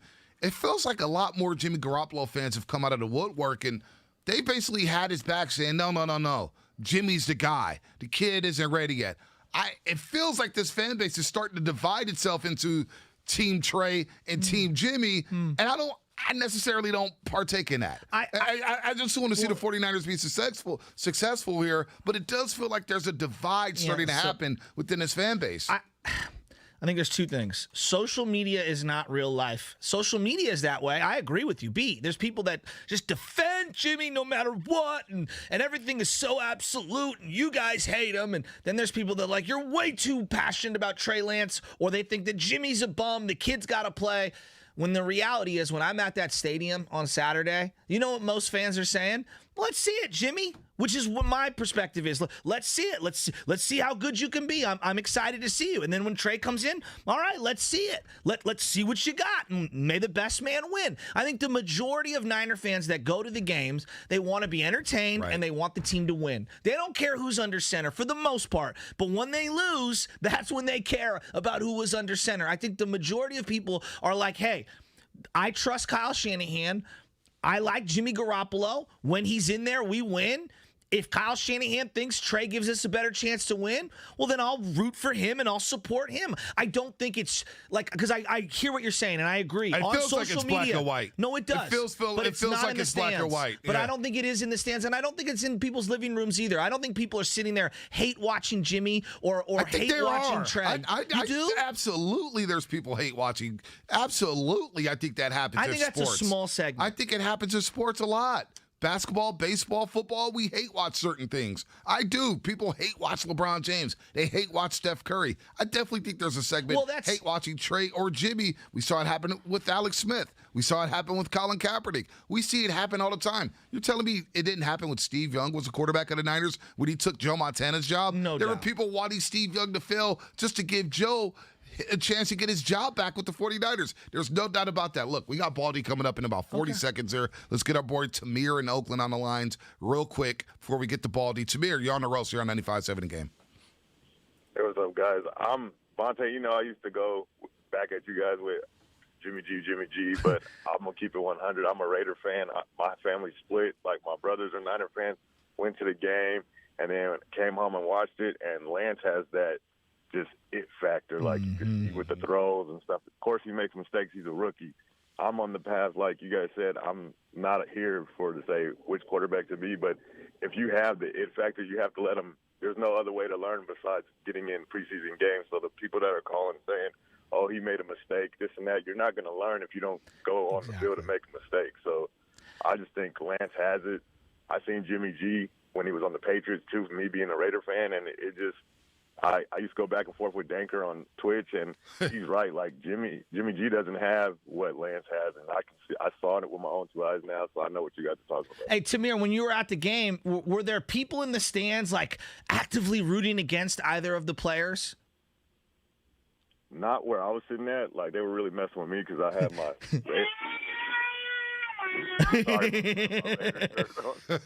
But other than that, it was just people watching the game. Yeah. There for a football game. I totally agree. Thanks for calling, Tamir. Appreciate it. All right, let's get to our main man, Brian Baldinger, making his season debut here on the Morning Roast. Baldy, of course, on NFL Network, Fox Sports, Compass Media Networks, and you can catch his Baldy breakdowns on his Twitter page at Baldy NFL. And I'm just glad Baldy's back, Shasky, because he's the best. This guy's been traveling the world. You watch his videos. He's underwater. He's grabbing fish with his bare hands. Baldy, good morning, man. Football is back, and you're back here on 95.7 The Game. How you doing, buddy? Thanks, Monte. It feels good to be back, Monte. It's been a little while, but it feels good. It's that time of the year. Everybody's getting excited right now, as they should. And so I'm happy to join you guys, here every week. Oh, we can't wait. We cannot wait, and we have a lot to talk about out here in San Francisco. And let's just start with the quarterback position. Trey Lance, Jimmy Garoppolo. Seems like there's a competition going on out here. Trey Lance with the 80-yard bomb to Trent Sherfield. I saw your breakdown here. Before we really peel this onion, just your initial impressions of Trey Lance in his debut against the Kansas City Chiefs last Saturday night. I thought he looked good. I saw, Brandon Ayuk drop his first pass right in his hands. I saw, drops throughout the day, Richie James, whatever. But, I thought he looked good. I thought, first of all, impressed by his overall size and just his stature. He's a big, strong-looking kid. He looks like that under center. He looks like that when he stands in the pocket. He's got a fireball, a good fastball. So I thought he was impressive, to be honest with you. I don't care what the stats say. I thought it was an impressive debut by Trey. I'm totally with you, Baldy. And I've seen a lot of Kyle Shanahan over the years in person and just how he sets up play design. Did you find it to be, and I know on the touchdown pass they did a great job rolling him out and throwing across the field, which is like a staple of what Kyle likes to do at times. But I felt like some of the stuff after that seemed very basic. They didn't put him in a lot of movement. There wasn't a lot of man in motion, which are some of the hallmarks to Kyle Shanahan's offense. Do you think that was by design to try to, work some things out for the young man in a classic statue pocket quarterback situation? Yeah, I think so. You didn't see a lot of pre-snap motion. They've got a juggled offensive line in there right now. They struggled a little bit against Kansas City to hold up. So, look, he called a play-action pass on the goal line, and he hit Charlie Warner there for 34 yards. A lot of guys, wouldn't want to do that. They try to run the ball, get themselves a little bit of a cushion before they threw it. He called it, and it was the right call. It was a perfect execution to get him out of, a tough jam there on the goal line. And so, I saw a little bit. But, yeah, it wasn't the full, offensive game plan that you would normally get on a Sunday afternoon. 95.7 Games NFL insider Brian Baldinger here on the Roast with Butcher and Bonte. Baldy, Jimmy Garoppolo. All right, he only got the one series here. It was tough to really evaluate him. He rolled out, I thought, nicely on that first play to Deebo Samuel. He hit the check down to the fullback later on. Just what did you take away from Jimmy, and what have you heard about Jimmy Garoppolo throughout training camp? Well, they're going to need both quarterbacks, period. I mean, nobody's – like Trey Lance isn't winning this job in the next 2 weeks. So, I mean, I just think that's kind of a reach to even think that that's possible. I think they're going to give him enough that I think he's going to be on the field week 1 for the 49ers. I've said that from the beginning, that there's going to be a package for Trey Lance.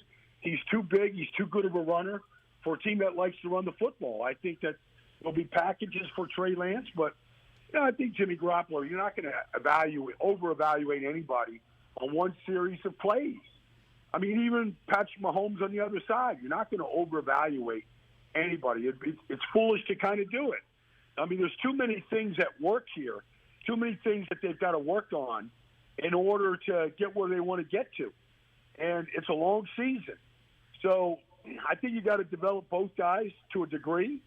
But I believe this is Jimmy's team right now. I think let's put the starters out there. Let's put Deebo and, the tight end. Let's get them all in, the left tackle and the center. Let's put them all out there. And, let's try to make some kind of an evaluation. How good can the 49ers be if Jimmy started all 17 regular season games? Well, if he starts all 17, it's probably a pretty good sign that they're playing good football and they're winning football. And what that means, I don't know if that's 11 wins, that's 12 wins. But that's what I would expect if Jimmy Garoppolo lines up for 17 games this year.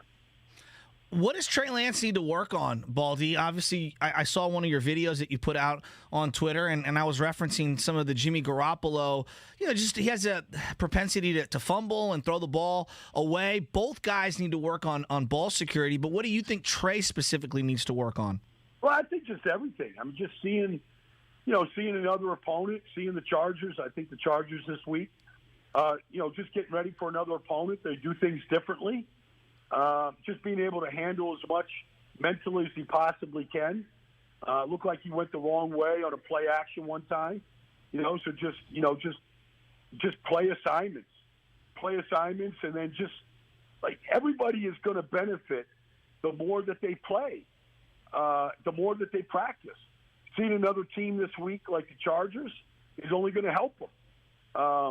And so I just think experience. I mean, that's the only thing he's lacking. He didn't play last year except for one game. So it's been a long drought. So just getting into the speed of the game and seeing how teams do things differently, which is going to affect how you decide that, the decisions that you make are going to be dictated by what that team does defensively. But, the ball comes out of his hands hot. He was really accurate with the ball. All those things are kind of what made him the third pick in the draft to begin with. Brian Baldinger here on 95.7 A Game, our 95.7 A Game NFL Insider. Real quick, Baldy, you love the trenches. We love the trenches because that's where the games are won. We saw the Super Bowl with Kansas City. No right tackle, no left tackle, backups back there, and they got bludgeoned. Patrick Mahomes is running for his life. So we look at both sides of the football here. It feels like this defensive line, let's start there, Baldy, they're as deep as they were in 2019, and they can really punish opponents here. And I think that's the strength of the team. What have you heard about the Niners defensive line coming into the season? Well, obviously, a lot of the starters didn't play last weekend, which is fine. But it gave a chance like Arden Key and Maurice Hurst a chance to play. Now, they were high draft picks of the Raiders. The Raiders gave up on them. I have a feeling that Arden Key, I liked him coming out of LSU. I like his size. I have a feeling in a backup role that he can be really effective. I want to see Javon Kinlaw take a big jump this year. We've got to see what the health of Nick's going to be like, but I have a feeling he's going to come back even stronger than he was as a rookie.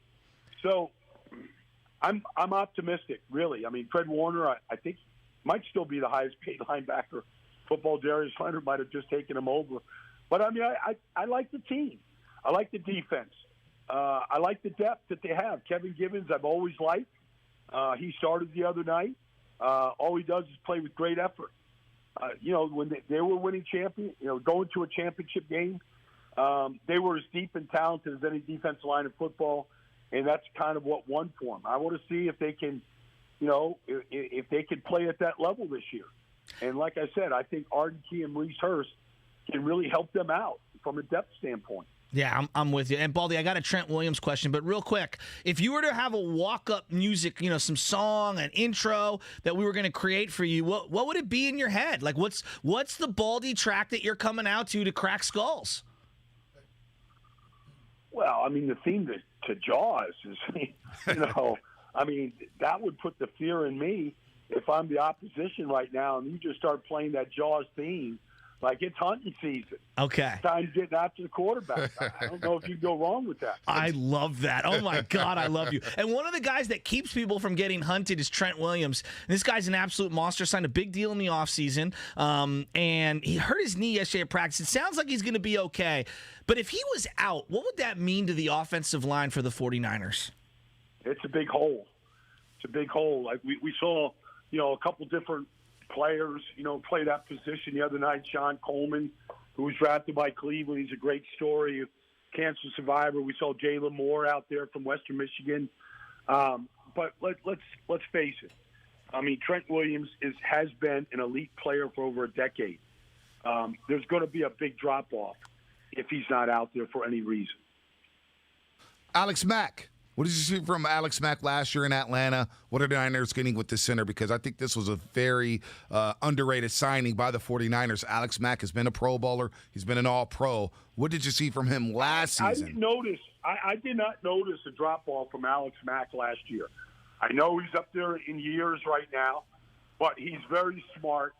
He's very smart. Mm-hmm. He's extremely tough, and he's got great movement. I mean, get to the second level. Helping out his guards, you're going to be as good as your center is up front. And if your center is strong and you're strong in the middle, your quarterbacks, your running game, everything's going to benefit. If that's a weak link, then the whole thing is weak. Alex Mack, to me, is a good piece of glue, super glue. I expect him to play at a high level.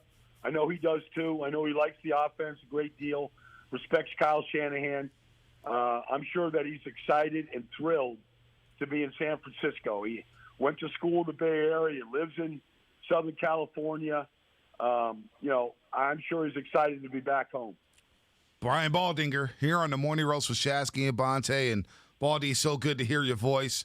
You had a great offseason. I know you did. We saw you on Twitter. We saw you on Instagram living it up. And now football is back. We got some Baldy breakdowns. We'll talk to you next Tuesday after the Niners take on the Chargers. They have a couple joint practices Thursday and Friday down in Costa Mesa. Then, of course, the game on Sunday against the Chargers. See a lot more of Trey Lance and Jimmy Garoppolo. Thanks so much, Baldy.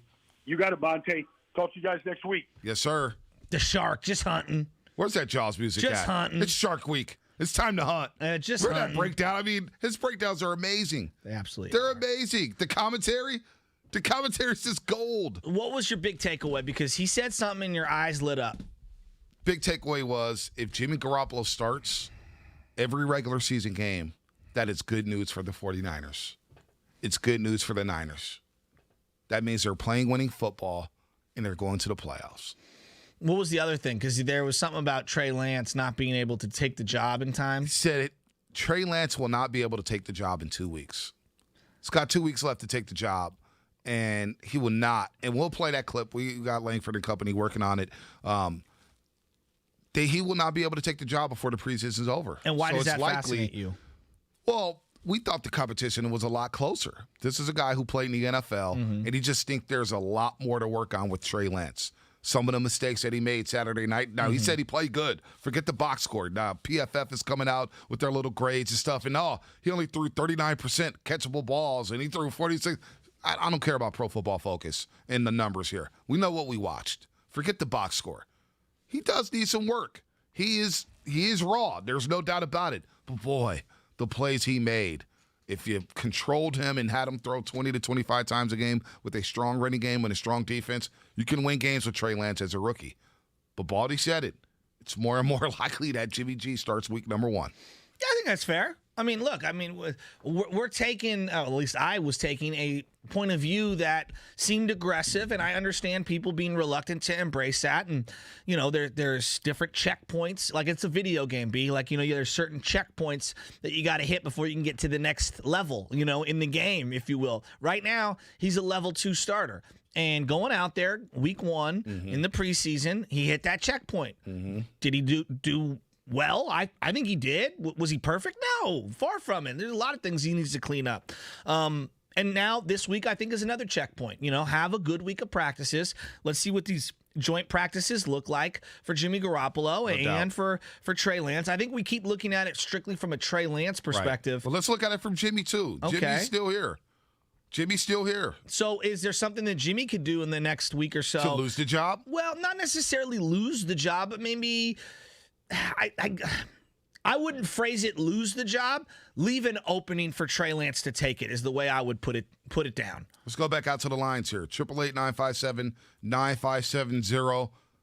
What's your response to what Baldy had to say here? We'll play the cut in just a second. Let's go to Luke in Oakland. Luke, what's happening, man? You're on 95.7 The Game. Not much. How you guys doing this morning? Can't complain, baby. My take. Well, one, Baldy, his song choice was incredible, but that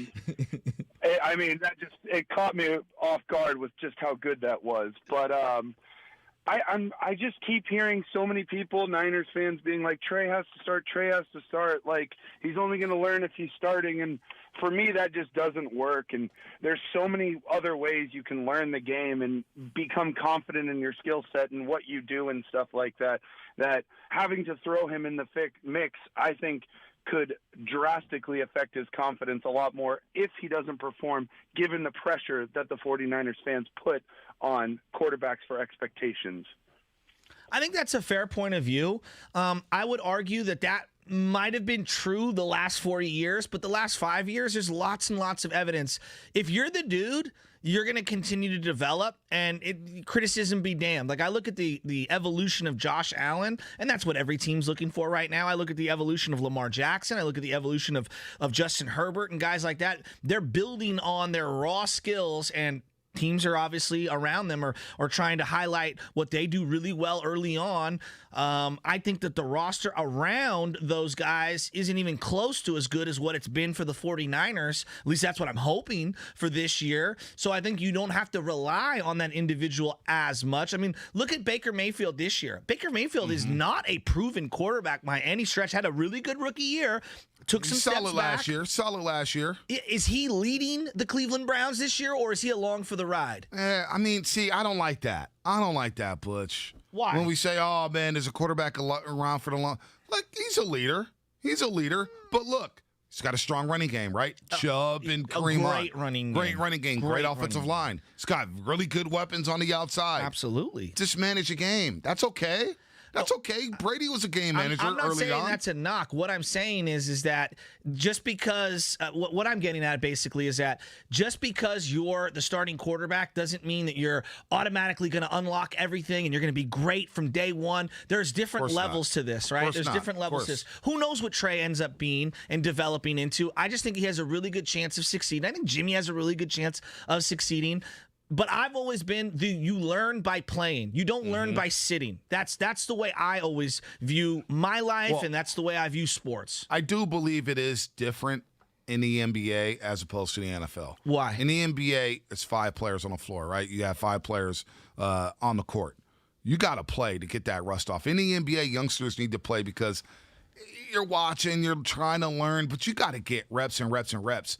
The NFL is especially the quarterback position, is so much more sophisticated in terms of preparation, in terms of film study, in terms of leading a huddle, in terms of getting 10 guys lined up correctly, in terms of hiking the ball, in terms of knowing your reads. You've got the ball in your hands every single play, where a rookie can be along for the ride in the NBA. He can play off of somebody else early on and get those reps of running up and down the floor, of seeing different defenses, of seeing different doubles, and seeing the pick and roll or whatnot. NFL, the quarterback position is the most important position in all of sports, I believe. It's sophisticated to play quarterback, so I do get that. Like, I don't knock people who say Trey needs to sit for a season and learn. I was under that umbrella until I saw Trey Lance in practice, and I said, oh, buddy, this guy is legit. This guy looks ready to go. And my assumption of that, or of Trey Lance being the starter week number 1, didn't change Saturday. I saw a guy who can stretch the football field, who gives this offense a different dynamic that we haven't seen under Kyle Shanahan. I still believe he can start week number 1 and play at a high level, but I also understand the argument that if you get a rookie to sit, because it does help guys to sit with the clipboard and just watch for a season, and you don't take those. Think about David Carr with the Texans. Yeah, but they had a literal expansion team around him. I get it, but he shouldn't have played. He shouldn't have played. He got beat up, and he was never the same. Never the same. Okay. Like that happens to a lot of rookie quarterbacks. Tim Couch, but he plays right away. Again, you're using the 20 years ago. The game has changed. There's so many college principles. You don't think it helped Lamar Jackson to sit for like 10 games? 6, 7 games. They could have made the playoffs had he started. They did make the playoffs. But I'm saying, like, they had a home game.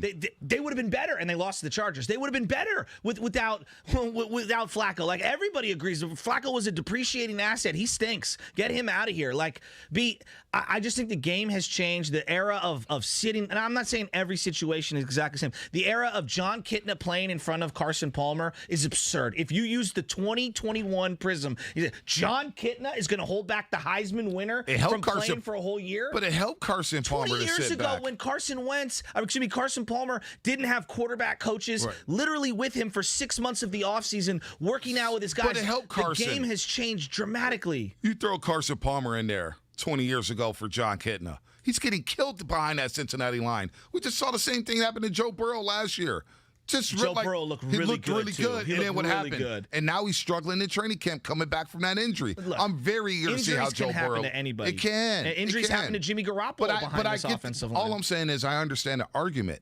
If you bench a quarterback because he's a rookie and you sit him for 5 to 10 games, so I don't knock that at all. I do, and I'll explain why here, and you can give me your opinion on this. So Jimmy's the best chance of winning right now. Okay, week 1 you're playing Detroit, week 2 Philadelphia. Those are 2 of the easiest games on the schedule. This argument that in 7 weeks Trey will be ready to jump into the middle of a Colts game against a great defense with some great, like maybe the second, third best defensive front. All of a sudden, now he's ready to go against one of the best defenses in the league. Why not ramp him up against some of the weaker teams? Then you're going to face the Bears, an elite pass rush in Khalil Mack. Then you got the Cardinals. Then you got the Rams. The Jaguars is a downer. My point being is, like, you're going to say he's infinitely better 8 weeks from now. Doesn't he benefit more from getting a couple cupcakes at the beginning of the year under his belt? You would think so, but what about the winning?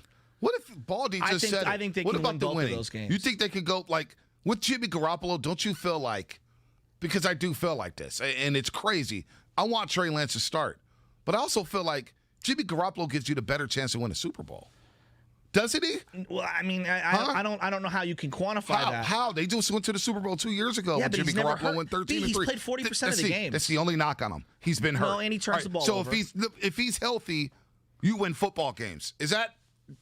There's proof there. Monte, they had horrible quarterbacking last year and should have won 5 games down the stretch. Jimmy didn't play, right? And they had no one healthy. No, Jimmy didn't play. Jimmy didn't play. But they were in position to beat the Saints. They were in position to beat the Cardinals. In the position to beat the Rams. When Jimmy plays, what is the record? When Jimmy plays, what's the record? Yeah, but when he played, they averaged 30 points a game with Jimmy in 2019. And Nick Mullins threw for 4,000 yards in 16 weeks. Yeah, it was garbage time. We know about those. When they're down 43-16, you're going to throw for yards. You're going to see vanilla defenses. Don't ever compare Nick Mullins to anything Jimmy Garoppolo did. Nick Mullins is fraudulent as a quarterback. I'm saying that they were in position to win games. Throw the stats away.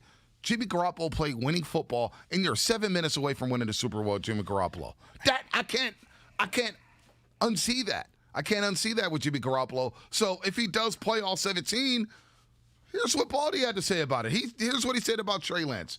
Here's Brian Baldinger, joined us moments ago on Lance possibly winning the job. Well, they're going to need both quarterbacks, period. I mean, nobody's – like, Trey Lance isn't winning this job in the next 2 weeks. So, I mean, I just think that's kind of a reach to even think that that's possible. I think they're going to give him enough that I think he's going to be on the field week 1 for the 49ers. I've said that from the beginning, that there's going to be a package for Trey Lance. He's too big. He's too good of a runner for a team that likes to run the football. I think that there'll be packages for Trey Lance, but I think you got to develop both guys to a degree.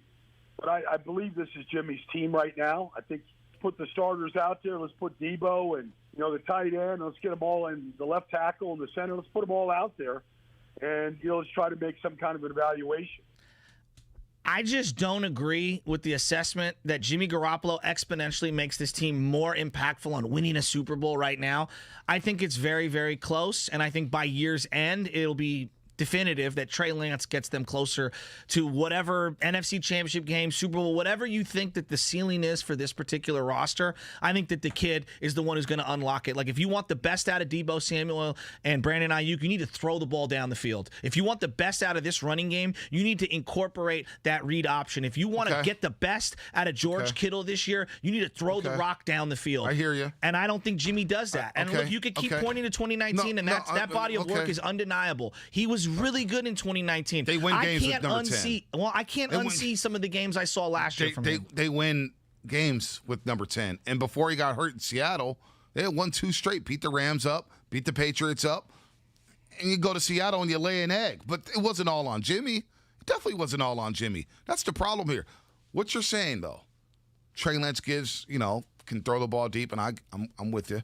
Stretch the football field, can get the most out of this offense. You get to the playoffs with Trey Lance.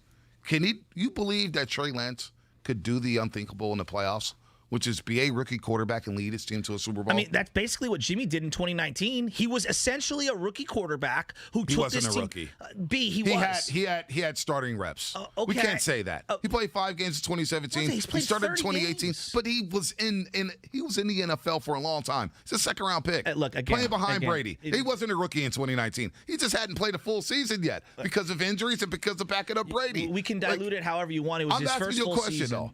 If Trey Lance plays in the playoffs, and he's your starting quarterback, can you win a Super Bowl with the rookie and do something that's never been done? Yeah, just because it's never been done doesn't mean it can't be done.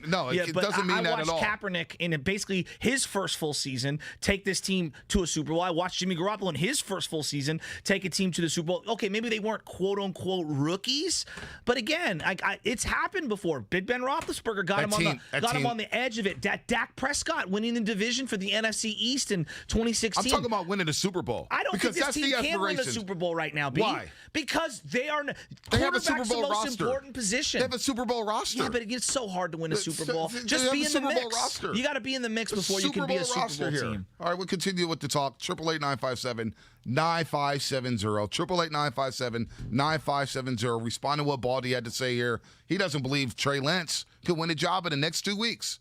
How do you feel about that, 49er fans? 888-957-9570. It's the Morning Roast with Shasky and Bonte. Bay Area sports are getting hypey. Trey Lance is slinging 80-yard bombs for the Niners. Trey Lance.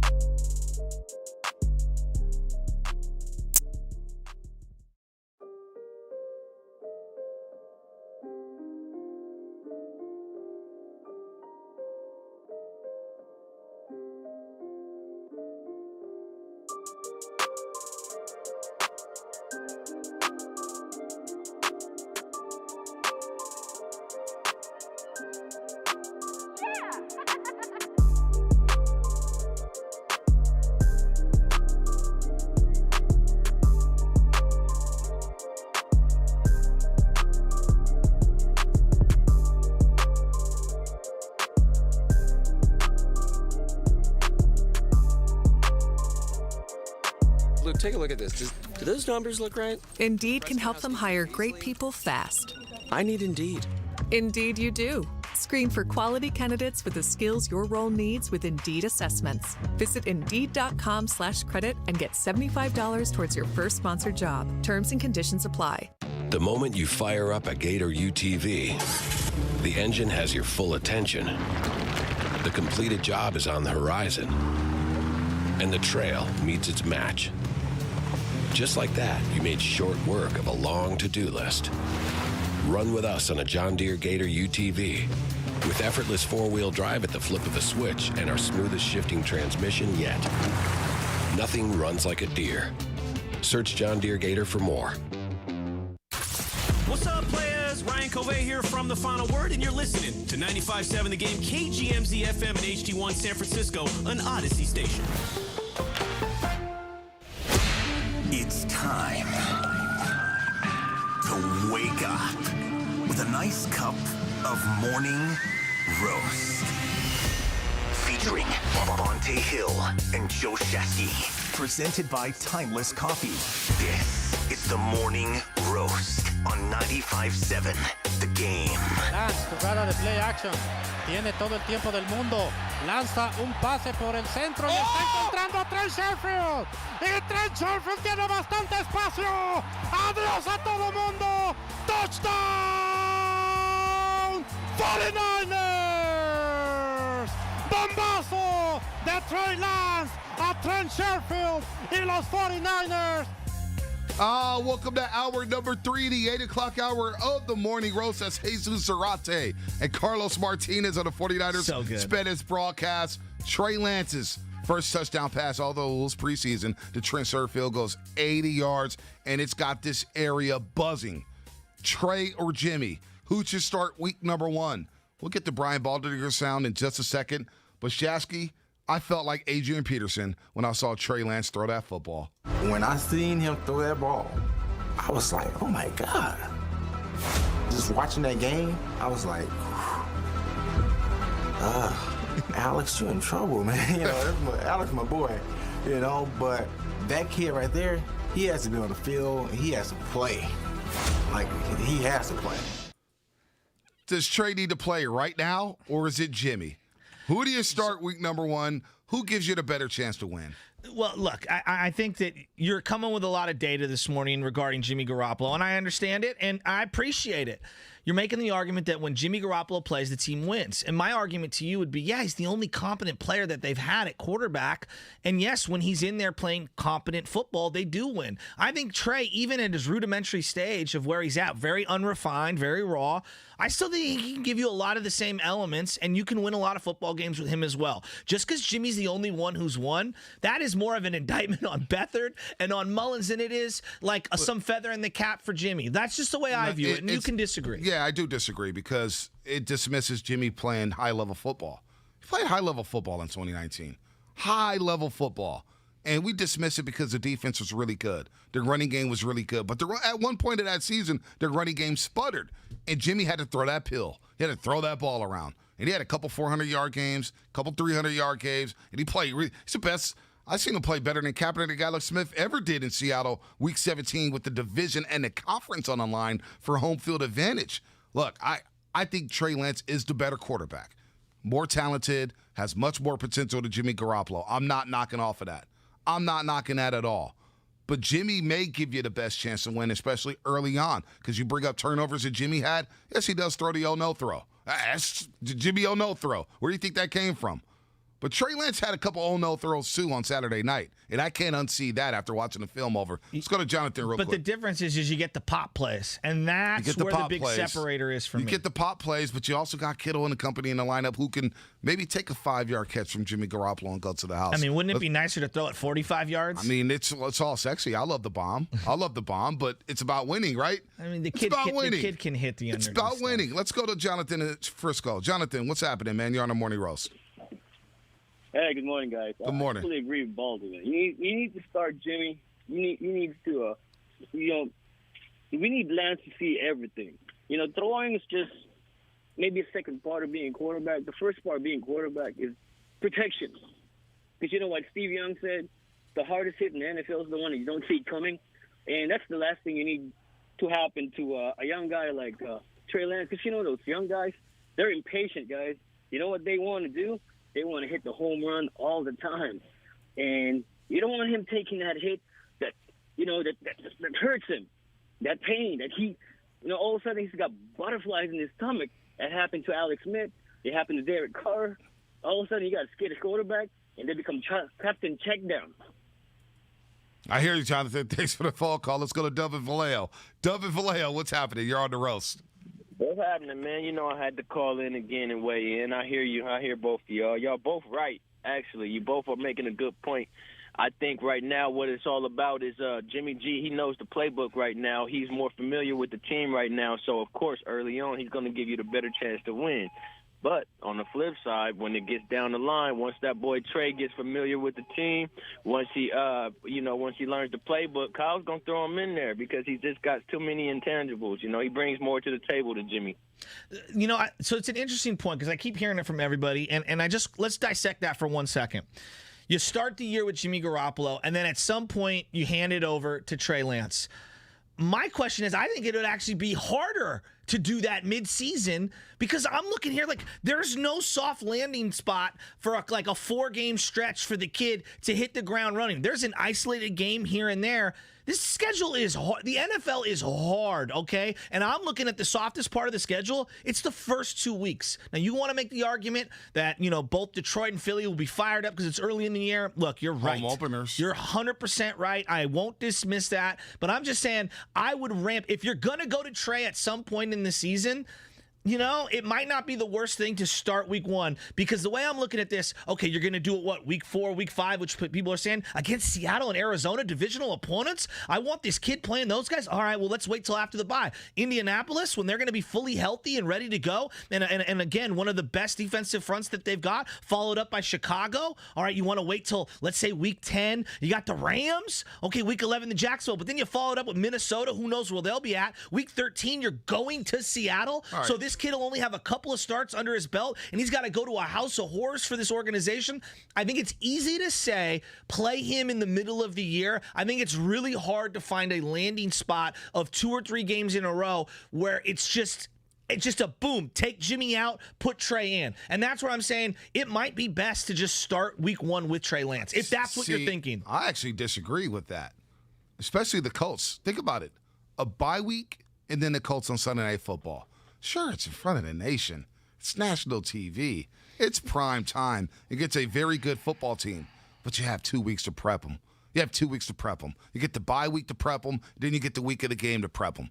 I like that, actually. I really like that a lot. I think it's not that bad. And look, this is the NFL. There's so much parity. There's no easy games. Like Detroit on the road, as much as we scoff at Dan Campbell and the Lions, it's their home opener. They're going to be fired up. Philadelphia, never an easy place to play. The Eagles, they have something to prove. You still have Fletcher Cox in the middle of that defensive line. It's a very good defensive line. They're going to be flying around. There's no easy spots in the NFL. It really isn't. I don't subscribe to that notion either. So if you did start Trey against the Indianapolis Colts, you got 2 weeks to prep him for that.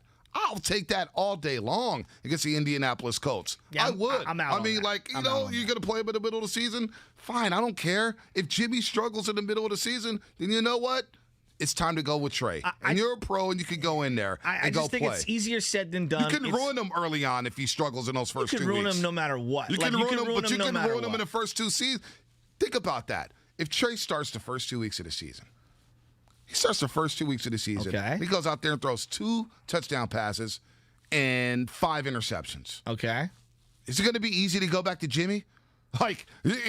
Now you could possibly lose that locker room going back to Jimmy and having Jimmy win all those games. And then all of a sudden, those 2 losses can cost you a bye week. It can cost you home field advantage. It can cost you a division. You cannot mess around in the NFC West. You can't. The same exact thing can be said for Jimmy Garoppolo. I put the numbers out there for you. In 30 games started, he has 26 interceptions and 19 fumbles. He turns it over too. Yeah, could the kid do that? Absolutely. But I can make the same argument that the Dolphins tried to do it the way the Niners that you're saying right now. You play the veteran, and then mid-season you go to the rookie, and it blew up in their face. It didn't blow up in Baltimore's face. It blew up in Miami's face. It didn't blow up in Baltimore's face. They look at Tua in a totally different light today. But that's my point. There's no catch-for-catch situation. Exactly. You can't look at Miami and then, it didn't work for Miami, but it worked for Baltimore. It worked perfectly fine for Baltimore. And Baltimore was saying to themselves, like a Chiefs fan was saying to me the other day, man, if we had started day one, maybe we're hosting games instead of going on the road. They did host this playoff game. Yeah, but all against of the them. Chargers. Yeah, They got beat at home by the Chargers. They got beat at home. That's what happened to a rookie. B, I got the winning hand this morning. No, you don't. No, you don't. You think you do. The text line is out here defending your boy right now. And this is not about winning. It's about speaking facts. You could go back 20 years and look at Ben Roethlisberger, who had home field advantage for the Pittsburgh Steelers. And what did he do in the AFC Championship game? He threw 3 interceptions, and he threw a pick 6. And looking at that number, at the numbers and watching those games, they never let Ben throw it more than 30 times. One time he threw the ball more than 30 times. Very controlled game. Conservative, play action, a lot of running, and solid defense. Can you win like that against the Tampa Bay Buccaneers? Can you win like that? That's literally how they won in the playoffs when Jimmy was here. How did they get there? They ran the ball down teams' throats and played great defense. They also threw come on, man. They threw, 6 times? Come on, man. Championship game? They didn't have to throw the ball. So, again, football, go ask any football player. Ask Baldy, go ask Boone. If you're averaging 7.5 yards a pop on the ground and you have Aaron Rodgers on the other side, why wouldn't you run the ball down their throat? I wouldn't pass it at all. This ain't fantasy football. This ain't about being entertained. It's about winning games. No one's saying it is, but contextually in those games, Jimmy was struggling. He was struggling to see the field, and he just, again, this isn't an indictment on Jimmy Garoppolo not being able to win. I do think he can win a lot of games. My saying is, I don't see a soft landing spot in the middle of the season to just insert Trey Lance. If you think they're close, go with the rookie and let's get him started. John Heyman on Twitter, our 95.7 A Game Major League Baseball insider, Odyssey insider. Giants intend to bring Buster Posey back, which means they will bring him back. Something that should surprise no one. If they will bring him back, they will pick up the $22 million option, but more likely they will work out a multi-year deal as they did with Brandon Crawford. Let's get back to the phone lines because they're lit up right now. A multi-year deal for Buster. I kind of like that. I like it What too. do you think the number would be on something like that? 3 years. Wow, that many. $18 million per. So the buyout year, and then is that what you're thinking? Yeah, like I'm thinking that. I'm thinking that. 18 mil per. That's about right. I think he's worth more than that, actually. Yeah. Well, I think he is, and I think he's. Wow, that's interesting. Let's go to Travis in Half Moon Bay. Travis. Farhan. Good morning, Travis. What's going on here? Good. How are you guys? We're good. We're fired up. We're talking football. What's going on? Hey, I went to the game Saturday. I saw Trey Lance play. I thought he did good, but I'm a diehard Chiefs fan, and just witnessing Pat Mahomes sit behind Alex Smith for a year, learn the system, learn the playbook, and look how good he turned out. I think that's better off for the Niners. I don't understand why would you want to sit Jimmy G behind Trey Lance and pay him all that money to be a backup quarterback. Why not play him out, finish it off, trade him in the offseason and get a high draft pick, and knowing the fact that Trey Lance sat a whole year of football and didn't play last year. I mean, you're going to throw him in the fire. I think that's a lot asking for a young kid to play. I hear you, Travis. Here's the difference between like Daniel Jones and Josh Allen and Justin Herbert. They were playing and even Tua Tagovailoa. Nobody expected the Dolphins to be playing for a playoff spot last season. Nobody expected that. Those teams they went to were not ready to win. They were rebuilding organizations. The Niners moved up to number 3 and moved 3 first-round picks, and they said, look, we need to get our quarterback for the future while we have a roster that is ready to win big-time games. It's kind of similar to the Golden State Warriors in a way where they had these 3 stars in Draymond, Steph, and Clay will be back, and you got these youngsters here, and it's like, do you trade the youngsters? Do you start the youngsters? Do you play them 30 minutes a game? No, you ease them in like they did with James Wiseman. I think this is the same situation. I think this is the same situation with the Niners, man. The big difference is that Jimmy's not Steph Curry. I mean, he's a lesser version. You're looking, not that he's Harrison Barnes. I don't know who he would be in this particular one, but he's not Clay or Steph in terms of how he's viewed around the league and where he stacks up. That's the big difference in the analogy. But it's similar. Let's go back to the lines, 888-957-9570. Rob in San Jose. Rob, good morning, man. You're on the roast.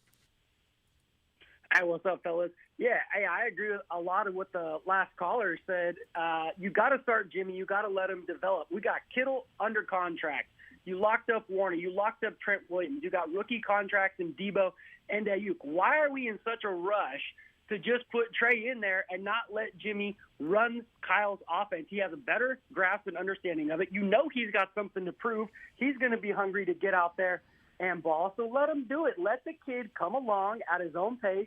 Let him learn the offense. Throw in packages for him. Let him get in there. It gives the defense something else to think about. Throw in packages to keep the D coordinators, off their feet. Shasky, you sound like the dude at the dance who's sitting there and you're like, hey, that girl's into you. But you're like, she's all right, but I want that one over there. And like, yeah, but she don't want you. And you're all excited and giddy about the girl that don't want you. No, in this analogy, Kyle Shanahan doesn't want the girl that is Jimmy Garoppolo. That's why he did what he did. This has nothing to do with what I think. This has everything to do with what Kyle Shanahan thinks. You think they're moving heaven and earth to go get a quarterback if he's fully in love with Jimmy Garoppolo? You think they're flirting with Kirk Cousins and God knows every other quarterback on the planet not named Tom Brady? Actually, Tom Brady was involved. Like, they flirted with everyone. This has nothing to do with who I want. This is the coach telling you who he wants. He's infatuated with him. For the future, right? For the future, not for right now. Then why is he giving him first-team reps? You want to pay a backup $26 million a year to hold a clipboard? Come on, man. Hey. It's better than that, Shaq. Well, I mean, why is he giving him first-team He got reps? 4 first-team reps and they have 4 running plays. I mean, he's giving him... Justin Fields is getting more first-team reps Well, than they're in a Trey more Lance dire is. situation. Right, Andy Dalton exactly. stinks. Let's go to Tony in Oakland. Tony in Oakland, you're on 95.7 The Game. What's happening? Hey, what's up? Actually, I'm not a 49ers fan, but I'm here in the Bay Area, and I do listen to you guys every morning. Thank you. Anyway, Thank you. Or maybe I could give a little insight from the outside looking in regards to probably how you guys should look at who should be the starter. I can give an analogy maybe like, if this was a doctor. If he was a doctor, Jimmy, and Trey was a new doctor, Jimmy's an OG. Who would you want to start doing your surgery? Well, it's the old doctor. No. The old doctor. No, see, you need to Google this. The old doctor. You're wrong. I want the guy with the experience, Tony. No. Let Tony finish. No, because if you Google it, they tell you that young doctors. No, but it's factually incorrect. He aced the test. The new guy, the young guy, he aced the test. He passed, even with the little dummy that he practiced on. He scored. He took the heart out without buzzing a little on a video game, on a little game. He took the heart out without messing up, but he never had the experience. Who you want to take your heart out? I want the old doctor to take my heart out, Tony. I want the old doctor with the experience. And you guys would both be wrong. As I'm looking right now, a CBS News documentary, they broke this down. A lot of patients have perception that older doctors give better quality of care. But previous studies, multiple studies, in fact, the one that we're citing now, have shown that younger doctors have more aptitude. We found that these treated by younger doctors have significantly lower mortality compared with those treated by older doctors. So I'm glad you Googled that, because let me tell you about a personal experience. That's just a fact. No, that's not a fact. That's a study. That's a lie. That's a study. That's incorrect. That's giving you the information. No, well, I'll tell you what. Anna's going through labor. A new doctor, a newish doctor, goes, oh, you're at 5 centimeters right now. You're ready to go. Didn't know what the hell she was doing. Finds out she's at 2 centimeters. We get sent back home. And so the next time we come back around 2 days later, the new doctor's in there. Anna said, no. Get the new doctor out of here. I want the old vet. I would want the old vet. I want the one with the experience who's been there, done that before, and who knows the system. I don't want no new stud. They don't know what they're doing. They're the new hot shot getting paid or whatnot. I want the old one working on my heart. I want him to stay alive, buddy. I don't care about that report. I just don't. I don't care about that report. So you believe everything you read? Some one little CBS study? How about personal experience? Data matters to me. No, Data matters to me. Experience matters to me. Experience matters to me. not some study from Joe Schmo at CBS.com. I want an old doctor on my ass. I'm just giving you the facts. Experience matters. Come on, man. Let's go to Jay in San Jose. Jay in San Jose, what's happening? This is my wheelhouse. Doctors. Hey, good morning. No, it's not. Come on. Good morning, gentlemen. It's a pleasure to be here with you guys. What you got? 925. Hold on, real quick. 925. My wife had a new doctor to give her an epidural. She almost placed it in the wrong part of his wife's back. I'm telling you, you don't want a new doctor. Folks, don't listen to Joe Shasky on doctor advice. Forget the doctor. I don't know about doctors and surgery and old shaky hands, but I'll tell you what. This is going to be the situation later this year. Jimmy's going to get injured, okay? It's not going to be a smooth landing for Lance, but we're hoping that it's later in the year where Lance is going to feel comfortable with the playbook. He's going to know the playbook. That's what he needs to focus on right now. And then later in the year, when the injury happens, he's going to feel comfortable enough to start winning those games. Thank you. Thank you for the call. Thank you for the call. Thank you, Doctor. I see something on Twitch here. Who's this? Jay Hawks. What's up, Jay Hawks? 5150. Jimmy is Cat Rudy. Trey Lance is Willie Beeman from any given Sunday. Oh, my God. That's a good one. Is he going to throw up in the huddle like Donovan McNabb in the Super Bowl? You don't want Trey Lance throwing up in the huddle. That wouldn't be a good sign. Did he look like a guy who's going to throw up in the huddle? I mean, he looks swagged out. I love Trey Lance. Man. I love Trey Lance. Come on. The doctor thing got me so sideways here. I can't believe you. Data. And it's a great point. 925. That's absolute garbage, Butcher. You want data? Why is Dr. James Andrews still performing Tommy John surgery well into his 70s? That's a great...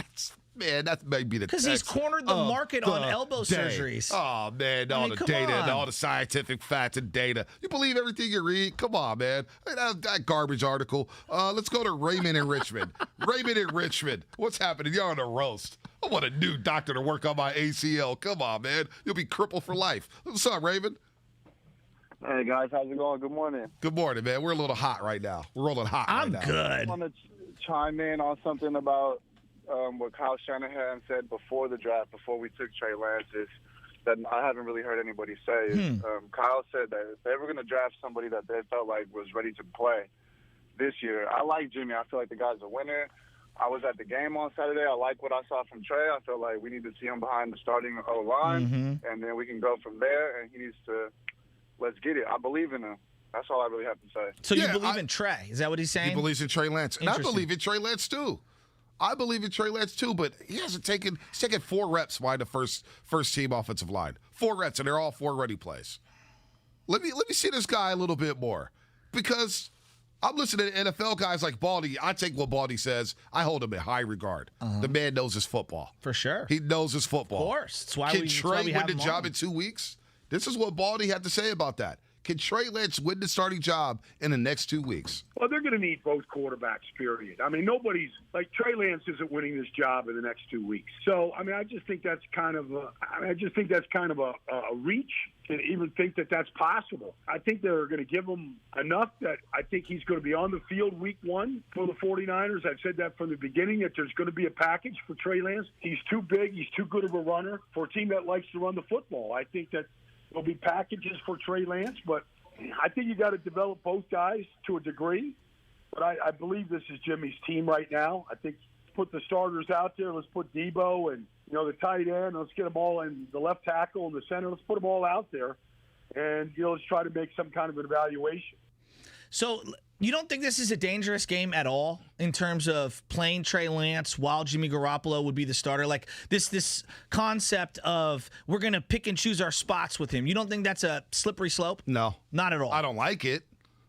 Because I see what happens with Taysom Hill, and if they use him like Taysom Hill, although Taysom Hill to me is not a quarterback. No. I don't think that's a good analogy. I don't think that's fair. But the way Joe Montana and Steve Young were yo-yoing back and forth. You know what? It is what it is, right? This is something we discussed when Trey Lance got drafted by the 49ers. There would be built-in red zone packages for Trey Lance. There's no doubt about it, because he has a nose for the football. He could do multiple things in the red zone.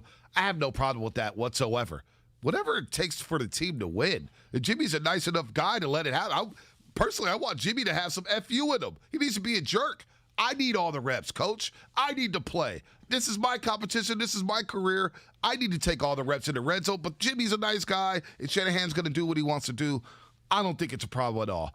Especially if you're winning football Well, you games. have to win. That's the number one. You have to win. You have to win. If you don't win, then it becomes a problem. I think it's a slippery slope. I think you put guys in red zone packages. Let's say you get stuffed. Now you've wasted a down. Now Jimmy's got to go perform on third down. We're making excuses for Jimmy on why they didn't punch it in the end zone. I just think it's a lot more difficult.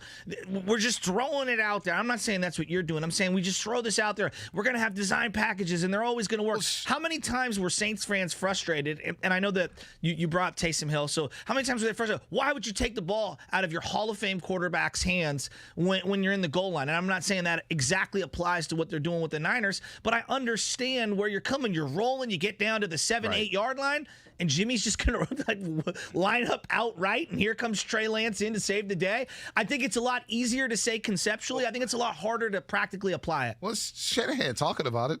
It's the head coach who's I know, discussing and I don't this. know if I agree with It's it. Shanahan discussing it. He's the arrogant one. You know how I feel about Shanahan at times. It's him throwing it out there to the ethos saying, yeah, we're going to have packages and Trey's going to play every single day. It's Shanahan doing this. And I think that's a slippery slope. I think that's a dangerous game to play if you're Kyle Shanahan, because you could end up losing out on both of those. Trey could not score or not develop or not look good. He could build certain tendencies into his game. You could lose some of the other players out on the field. Like, imagine you're George Kittle and the rest of this offensive line. You get down to the 7 or 8 yard line. In comes a rookie. He fumbles. What's the problem? I mean, I know we think he's going to score, but let's just I'm just playing worst case scenario. It absolutely can. He pulls it out and he throws it into triple coverage. You know. Well, then that's on Shanahan. Then that's on Shanahan to do that. That's a slippery slope, is all I'm saying. 7:07, you guys got me worried about my doctor's appointment today. Thanks for Shasky pulling up that dumbass article. I said mortality rate is higher article. with the older doctors. It's the science says it. I'm just telling you what the science says. You pulled up that dumbass article and got people worried about the doctor's appointment, man. Thanks, Joseph Shasky III. Let's go to Zackle. Zackle on the San Mateo Bridge. What's happening, Zackle? Hey, what's happening, guys? So I think this is kind of a funny argument because why argue when you can just wait? Jimmy Garoppolo always gets hurt. Like, Trey Lance will play. Like, he's going to play. It's just, it's one of those things. Like, Garoppolo's finished one season since he's been with the Niners. And so it's like you just wait the 4 or 5 weeks until he gets an ankle injury or a hamstring or something, and then he sits, and it's Colin Kaepernick all over again. Trey Lance comes in, gets the job. Jimmy never gets it back. You know, Zackle, what you're saying is not factually incorrect because the guy has been hurt a lot. It's just I don't like talking about injuries or predicting injuries or saying that injuries are going to happen. I don't think that's fair to the athletes and how much work that they put in. I get everything you're saying. It's just I think it would be for us to come on here and say that, I just think that's a bad look for us. I'm just being real. Like, I don't like talking about people's injuries or pontificating on when someone's going to get hurt. I think for us talking about that, and I'm not ripping him, Zackle, because I know he's a good fan. He listens all the time. I can't do that. Yeah, I don't do that. You get what I'm saying? And I'm not ripping him. I'm not saying that's what he's doing. I get what he's saying. Because here's the other thing. If you want to play the injury game with Jimmy Garoppolo, why aren't we playing the injury game with George Kittle? Oh, that's a great point. Did you see this Kittle thing, by the way? Right, and everybody's up in arms, the top 100. Okay. Yeah. George Kittle came in at number 50. In the top 100, NFL releases it on the NFL Network, top 100, and he came in at 50. 50, huh? I don't have a problem with it. Why? You got to get on the field. He's looking to be at 50. He's looking to be at 50. Straight up. Like, is Nick Bosa on this list? No, he's not. Kyle Juszczyk came in at number 97. Trent Williams came in at 42. And you have George Kittle at 50. I think he's looking to be at 50. He is. Top 100 players from last season. Do you see who's 3 slots higher than him? Stephon Gilmore. I know. God, I would have loved to have had him. Insane. I mean, I don't. You making a big deal of this? Oh, what? George Kittle being 50? No, you got to play. You got to be healthy. All right. I mean, look, I'm happy that any Niners are on this list. I remember just like 5-6 years ago, there was no Niner in the top 100. How many do we have? We have 3 in the top 40 or a bottom 42 or whatever it is. You got 2 in the top 50. Trent Williams at number 42. Yeah, I'll George take Kittle that. at number 50. Beggars can't be choosers, man. Yeah. They haven't won a Super Bowl since '94. You've been to the playoffs once in the last 4 years, 5 years, 6 years. Like, come on, man. Like, what do you expect? Kyle Juszczyk, number 97. George Kittle played 8 games last year. Now, I don't put a lot of stock into the top 100. I don't. Players vote for it, whatever. I used to watch it a lot. It was fun. I like the top 100 all-time players list. Oh, yeah, that was really pretty cool. Yeah, with Belichick. That was awesome. Really cool. That was awesome. But George Kittle played 8 games last year. Played 8 games. Damn, he played 8? He played 8 games. How many catches did he have last year? 48 catches, 634 yards in 8 games. Damn. 48 catches for 8 games is pretty good. It's not bad. It's pretty good. It's not bad at all. It's pretty good. Let's go back out to the lines. Considering that I thought he was going to lose his left leg on the first game of the year, not bad. It was a bad throw. There's no doubt about that. 888-957-9570. Let's go to Mike in Concord. Okay, Mike, what's up, baby? You're on the roast. Hey, what's up, guys? I just wanted to chime in on that Trey Lance conversation. That always gets everybody so heated. It does. It does. You think? Yeah, I mean, yeah, right? It's big deal, right? It's great. Love the excitement. I agree. Trey Lance, he can make all the throws, right? He could do things Jimmy can't do, 100%. I think we all saw it Saturday. But Jimmy's a winner, man, 22-8. I just get nervous for this. You guys are right. The team's ready to win now. He's not going to get the benefit of the doubt of like a Jags or a Jets QB when they mess up and people go, well, the team's not that good. They got years to get there. We're ready to win now. And I don't want to deal with him throwing picks, not reading the protection right, fumbling a handoff, just small things that are fundamentals to a quarterback position that maybe he didn't have to do at the college level. Not as much, not as fast, not as quick, not as strong, right? So it just worries me. I don't want to see him in Seattle Week 17, division's on the line like Jimmy had to do. I would be nervous. I'd be really nervous for the rookie to go into Seattle with the season on the line. It's only I agree with you. Great call, Mike. I 100% agree with you. Here's the thing. I'm nervous for Jimmy Garoppolo to go up to Seattle. I'm nervous for any quarterback in a 49er uniform to go to Seattle. So that's not independent to Trey Lance. Look, I'm not. I saw Jimmy Garoppolo go to the Superdome, come out with a dub. I saw him go to Baltimore, lose with a last-second field goal. Saw him go to Seattle, win a division, and secure home field advantage, going 18-22. Saw him go down to the desert on Thursday Night Football, and they had to have a game, come out with a dub. This guy won big games. So you have the utmost confidence in him? Absolutely. Yeah, I don't. I do. He went up to Seattle, Sunday Night Football, prime time, Al Michaels, Chris Collinsworth in the booth, and Jimmy Garoppolo went out there in the throwback whites, looking icy, and looked good. And threw 4 incompletions and had this team ready to roll and secured home field advantage. Yeah, it feels so long ago, B. I remember him week 1 last year looking really shaky in that week 1 game against Arizona, and I just can't get past that final drive. I watched it again. It's just, man. But here's the thing, though. You got Dante Pettis, Trent Taylor, and Kendrick Bourne on the roster playing wide receiver for you with no George Kittle. I agree that he missed throws in that football game, but what were we expected? To light it up with Trent Taylor? Throw some spirals would have been nice. Kendrick Bourne? Dante Pettis? I mean, the game against the Dolphins, you want to talk about his limited mobility, fine. Man, he looked bad. He looked bad, B. Shanahan looked bad, too. It goes both ways. If we're going to reference all the great games, we got to look at some of the stuff that happened last year that wasn't great. Absolutely. But a lot of people harp on the bad when it comes to Jimmy Garoppolo. I agree with that. And I'm probably victim of that. Let me ask you this.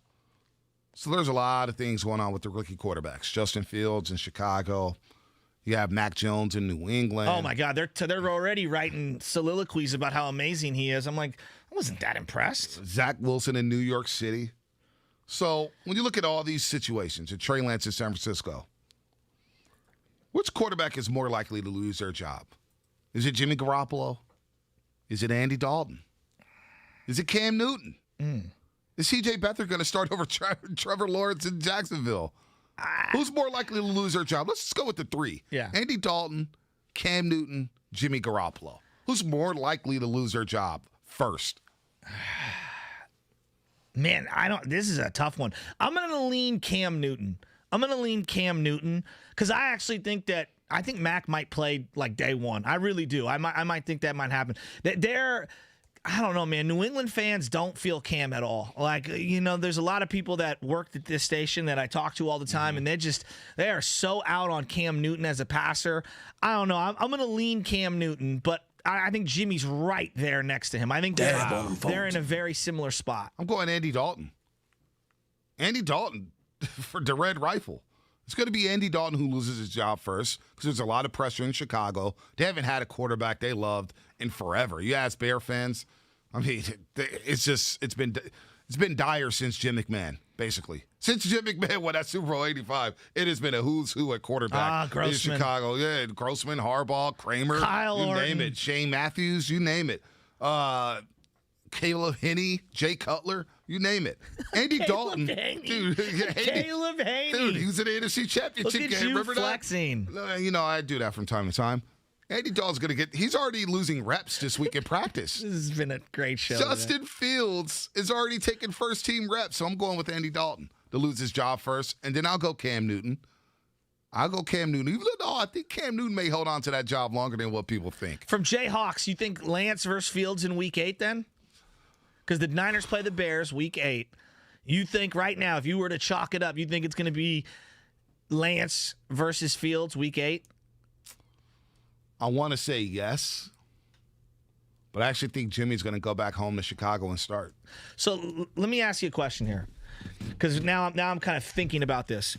Do you get more development on the bench or through game experience? In the NFL, I think for a quarterback, it's not the worst thing in the world to sit on the bench. I'm not for a saying season. it. I'm just saying, what do you think you get more experience doing? I don't know if there's an answer right or wrong. I mean, obviously you need to play through it, right? Yeah. You need to play through the mistakes or whatnot, but you start making these mistakes. Like, I'm very eager to see how Sam Darnold does in Carolina, because all of a sudden you're a rookie quarterback and you get thrown into the fire. You start turning the ball over. You start seeing ghosts. You start seeing different defenses. And those are, sometimes it just rattles you and it stays inside your head. And it takes a long time to get that out of your head, that self-doubt in committing these turnovers.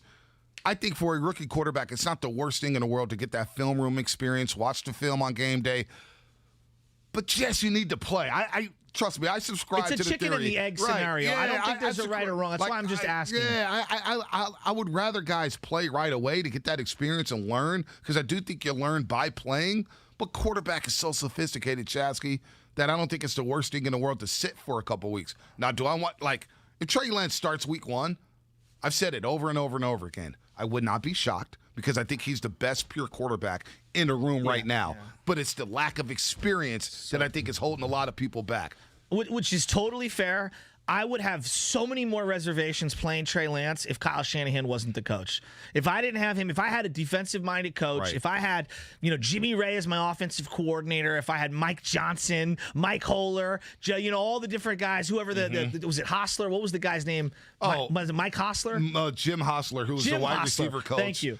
North Turner got the Mike job Johnson, late in San Diego. I combined like 3 names there. They're awful. If I had those guys as the offensive coordinator, I would be so reluctant to play the kid early. Right. But because of Kyle Shanahan and his ability to hide some of the flaws and to be able to simplify the playbook and to try to cover things up with some of the pre-snap motions and things like that, I have no issues with Trey Lance playing week 1. And I get where people are coming from on Jimmy Garoppolo. Yeah. I'm saying if you're going to do this and you're going to make the switch, just start the kid from day 1. Let's let him develop in real time. I think it's a softer landing. Not that there's any soft spot in the schedule, but it's a softer landing point. Week 1, week 2, it's on the road. You don't have the home vibes. Right. And then by week 3, you get that home game against Green Bay. Ooh. You're ramping him up slowly as you start to get through it. That's the route that I would go. If I was hell-bent on playing the kid year 1, and that's what it sounds like they are, not me, they are, that's the route I would choose, as opposed to trying to mix and match and fit him in while Jimmy Garoppolo's still playing. I think that's a dangerous game. Yeah, it's very interesting. It's very interesting because you look at the Shanahans, right? They had a young Jay Cutler, right? They had a young Brian Greasy, who won some games for them in Denver. He was good for them. He was, guy. Brian Greasy gets a bad rap. He wasn't bad. Bubby Brister? No, come on. Let's pump the brakes there. RG3, that's the comp for a lot of people here. That's the comp. And you know what? Trey Lance is probably more seasoned than RG3 because RG3 didn't take snaps under center at Baylor. He was in shotgun, running Zoe Reed, RPOs, and throwing that spread formation. Trey Lance was under center playing in a pro-style offense in North Dakota State, which I think a lot of rookies. We see Jared Goff. Remember Jared Goff came from Marine Catholic to Cal to L.A. He didn't know how to take a snap under center. No. He struggled with that. Trey's already got that down. He's already got that down. And in today's game, where in college football it's littered with spread offenses and guys in the shotgun, he's already advanced in that aspect. So I don't worry about Trey Lance with the play action stuff. I don't worry about him turning the ball over too much because he didn't do it at North Dakota State, although North Dakota State was stacked. It says something about Trey to not turn the ball over at North Dakota State. It's not the worst thing in the world to start Trey Lance number one. I wonder, does it give you a better chance to win a Super Bowl? Because that's where I'm at. This team is ready to go. Well, so we talk so much about Super Bowl, which I think I get where you're coming from, and believe me, I fall victim to this 49ers, as well. man, come on. But it's so unlikely that you're going to win a Super Bowl every single year. I mean, they haven't won one since '94. Exactly. It's about probabilities. I think the probability is within 1 or 2 percentage points. If you were switching between the quarterbacks, I'm saying between the quarterbacks. Oh, so you don't think there's a big drop off at all? I don't think it changes their odds dramatically in Vegas. I'm not sure percentage-wise, if I was handicapping it myself, that I would make a dramatic increase or decrease depending on either of the two quarterbacks. Now, look, if you tell me Nick Mullins or C.J. Beathard, I'm going to drop them precipitously in terms of their percentage chances. But no, I think they're very comparable. 888. And I could be wrong. Yeah, 888-957-9570. 888-957-9570. What do you do with Trey and Jimmy? Trey Lance in North Dakota State. 2019, 28 touchdown passes, no interceptions, no INTs. 888-957-9570. We'll get it back over to the Giants. There's some news on Buster Posey. They beat the New York Mets 7-5. Chris Bryant, 2 home runs. Brandon Crawford going 4 for 4. He's now batting .306. Giants are rolling right now, plus Hunter Pence at 9:20 here on the Morning Roast with Butcher and Bonte. Let's go. Don't miss a second of Damon Radowinkowski. Brandon Crawford, #ForeverGiant right there. That's all. That is a really good deal for him, considering.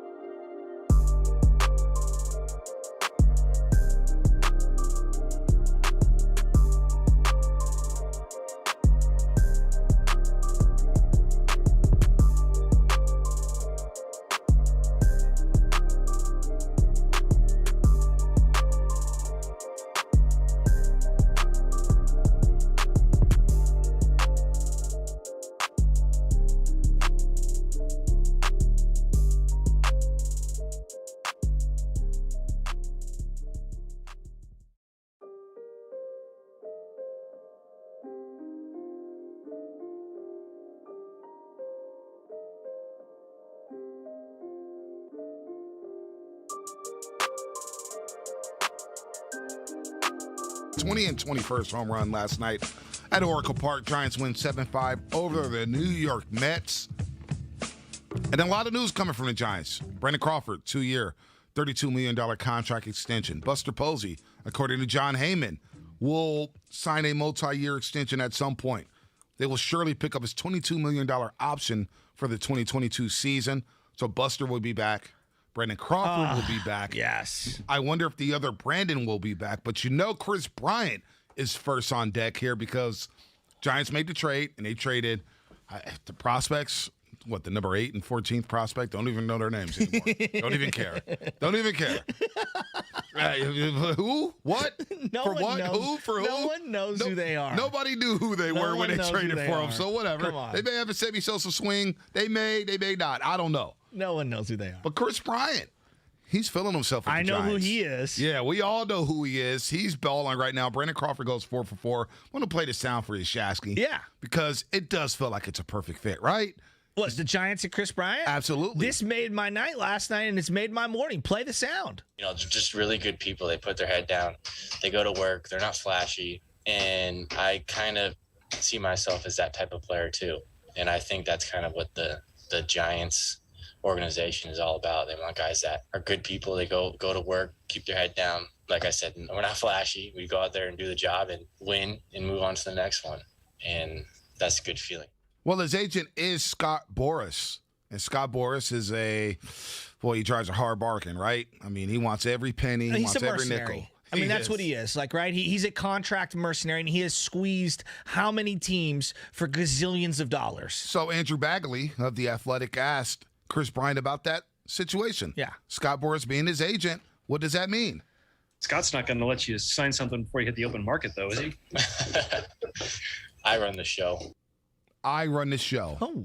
So will a deal get done before the end of the season? And would you be willing to give Chris Bryant a deal before the season? Oh, well, before the season ends, I should say. Yeah, I would love for them to give Chris Bryant a contract before the season ends. I think that would put him at ease as well. I think we always talk contract year, and yeah, guys put up good numbers and stuff, but isn't it a lot better when you take a deep breath and you can relax and know that you have some stability? Because psychologically, that's just a lot to deal with. Now, I know that there's data in both directions. Some guys have been phenomenal. They get paid. They fall off. But you have to bet on the individual, and that's where you need to do your assessment on who that person is. Chris Bryant, by all accounts, seems to be a guy who does work hard. I think the biggest knock on him has been the injuries. It's been the muscle injuries that he's had in Chicago. No one doubts his talent. No one doubts his effort level or his commitment to the game. It's, can the guy stay healthy? I guess my question is, how much is too much for someone like him? I think most Giants fans want to bring him back. I think we would love to have him back. $25 a year? Okay. Is he a $30 million a year player? See, the numbers per year, it doesn't matter as much in baseball. The longevity of the contract? It's the amount of years. Like, to me, once we start approaching that 6-year range, I get a little queasy. He's 30 years old already. I know that the final couple years for most of these guys, that when they hit their mid-30s in those contracts, they're not good. Like, they're just not. The outlier is a guy having a year like Crawford's having right now, or Posey's having right now, where they're 34, 33 years old, and they're having career-style years. Those are outliers, at least in the modern baseball demographics. I would be reluctant to give him 6. Now, that being said, I would overpay to keep it in the 4-5 range, meaning I would give him $35 or $40 million a year for the smaller contract. When I saw Brandon Crawford signing a 2-year, $32 million deal, I was like, that's a great deal. $16 million per, Gold Glove shortstop. Guy's balling out of control right now. 306 batting average, 4 for 4 last night. He's batting .427 since July 1st. 440. It's unreal. Batted .455 in July. He's batting .400 in the month of August, the dog days of baseball. He's batting .400 right now in the month of August. So it looks like a bargain. Chris Bryant, 35 years. What would that be for 4? That would be a 4-year, $140 million deal. You willing to do that? Yeah, why Chris not? Bryant? That's the going rate for a guy of his caliber who could play the positions that he can play. And look what he's done for this team. What's their record since the trade deadline? 13-3. Okay. The proof is in the pudding. Look at the guys that have been batting around him and kind of the rub-off, if you will, of him being in the lineup. Look what it's done for their versatility facing righties and lefties and how they can kind of finagle the lineup. And you can play him in the 2-hole, the 4-hole. You can bat him in the 3-hole or the right. Like, B, this is a guy who can play left field, right field, third base, first base. And you know the DH is coming to that particular division, and I think that's the big caveat. Even if his athleticism diminishes, I know that the DH is coming to the NL, especially with this new collective bargaining. I have no problem overpaying for a 5 or 6 year deal. 6 is where I draw the line, and I'm like, ugh. I tried to see if I could do a 4-year deal at $30 million per. I tried to do a 4-year deal for $120 million. May not work. 5 years, he's 30 years old. For Chris Bryant, you didn't trade anything for him. Right? You didn't trade anything for him. You're going to have money coming off the books. Johnny Cueto's probably not going to be back, I would assume. He's making 21. Brandon Belt is the one I'm eager to see. Are they going to extend Brandon Belt, or are they going to just let him go bye-bye? Yeah, I don't know. I don't know about Belt. I would be reluctant to sign him just because of the injury history. Man, he looks hobbled. Even though he's hitting the ball really well, like running the bases, has not looked good for him. Bryant will be 33 January 4th. So 33 years old, or excuse me, 30 years old, January 4th. Oh, I was like 33. 33. Whoa, No. Was I reading his wiki wrong? Yeah, he's 29 right now. He'll be 30 January 4th. We were talking about this. I like to get back into this part. The staff of the Giants have been incredible right now, just absolutely incredible. Their ability, specifically with Posey and Crawford, to change up their batting stance this late in their career and work on specific things of driving the ball with that balanced stance to the opposite field. It's been a revelation. I mean, it's been remarkable, to say the least, what they've done with Belt and what they've done, with Crawford and Posey. I think if Bryant signs here, you are going to see the best version of Bryant, because they're going to get this staff with him together, and they'll be able to make the nuanced changes that he needs in his stance to maximize his potential. Right now, they're working on the fly. I'm sure they're working on things, but you're in the middle of a season. You got ups and downs and things like that.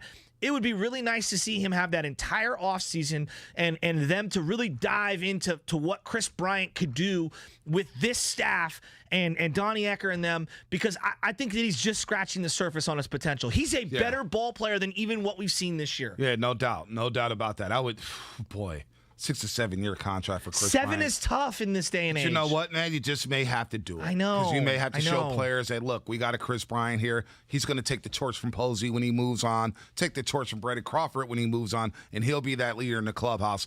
Whatever. You got to get it done, because I think it would be very disappointing to lose him for nothing. Totally. To let it, like, if you can get a deal done before the season ends, and it's 6 years for $30 million per. Okay. I do it right now. I say, Farhan, you know, if I'm Farhan and he wants a 6-year deal right now, I just give it to him. I give it to him. Well, and here, let him play through the year of 36. Who cares? It would be the largest annual contract in Giants history. Right. Yeah. Now you got to understand there's the inflation factor in terms of what free agency commands. What's been the largest so far? Has it been Buster Posey? I think Posey's the largest 22. Individual contract per year, annual value. I think Bonds might have had a 1-year, $25 million deal at the end. Right. But I think it's Posey. I could be wrong there, but I think it's Posey.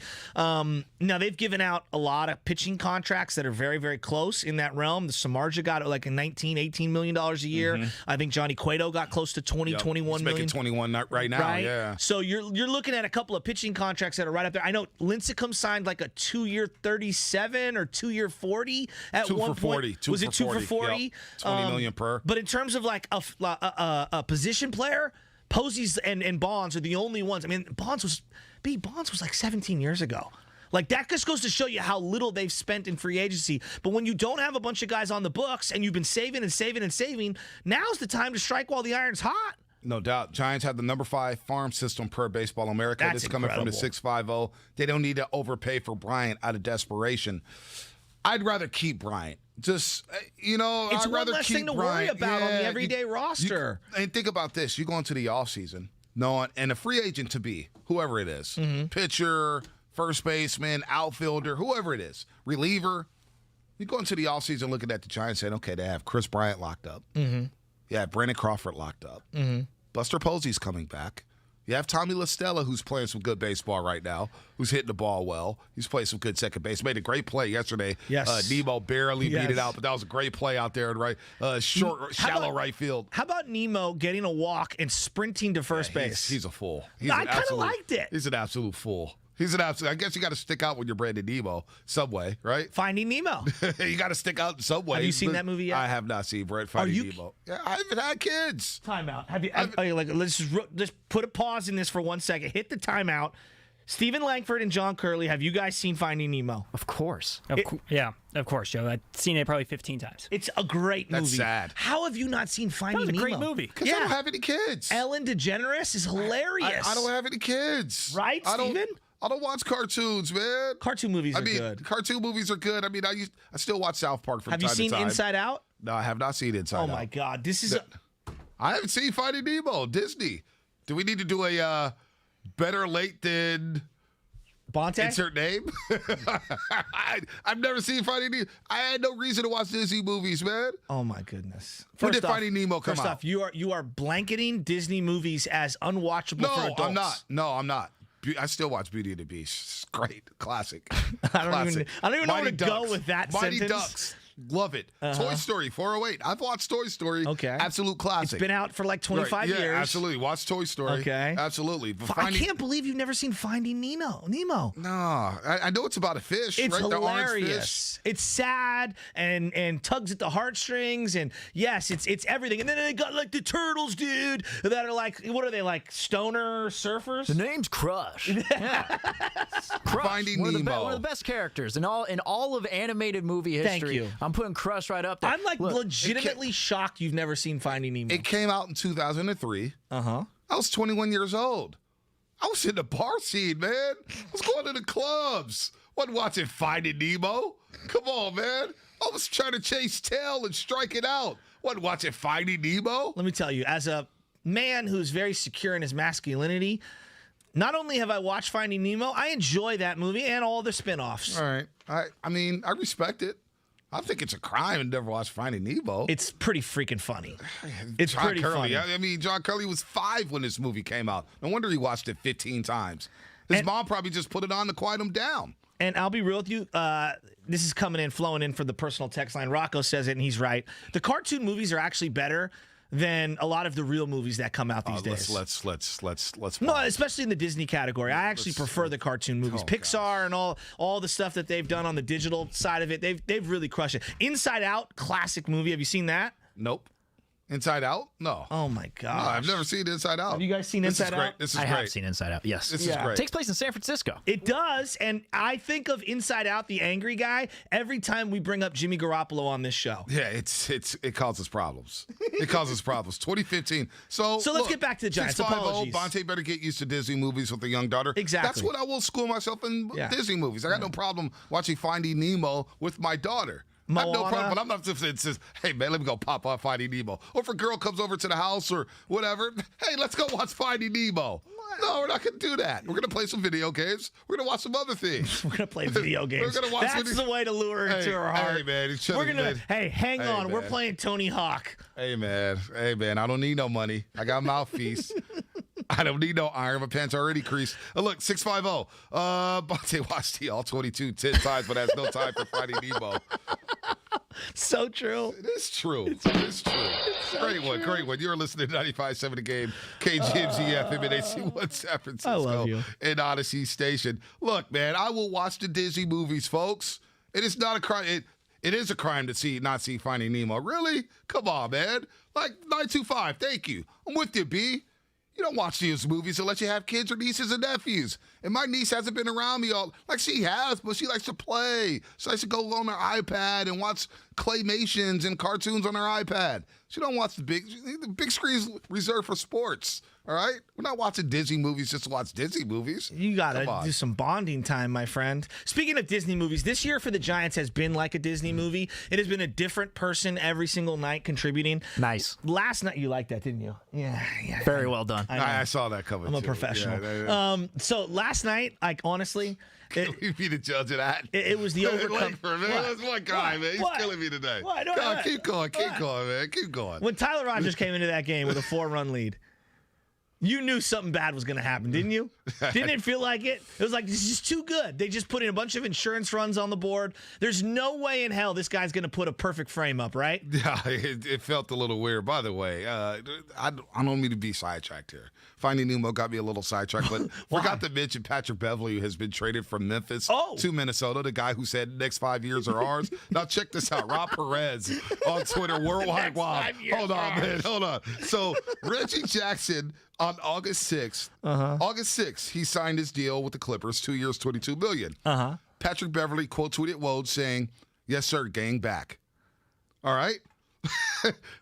9 days later, Clippers are trading Patrick Beverley, Rajon Rondo to the Memphis Grizzlies for Eric Bledsoe.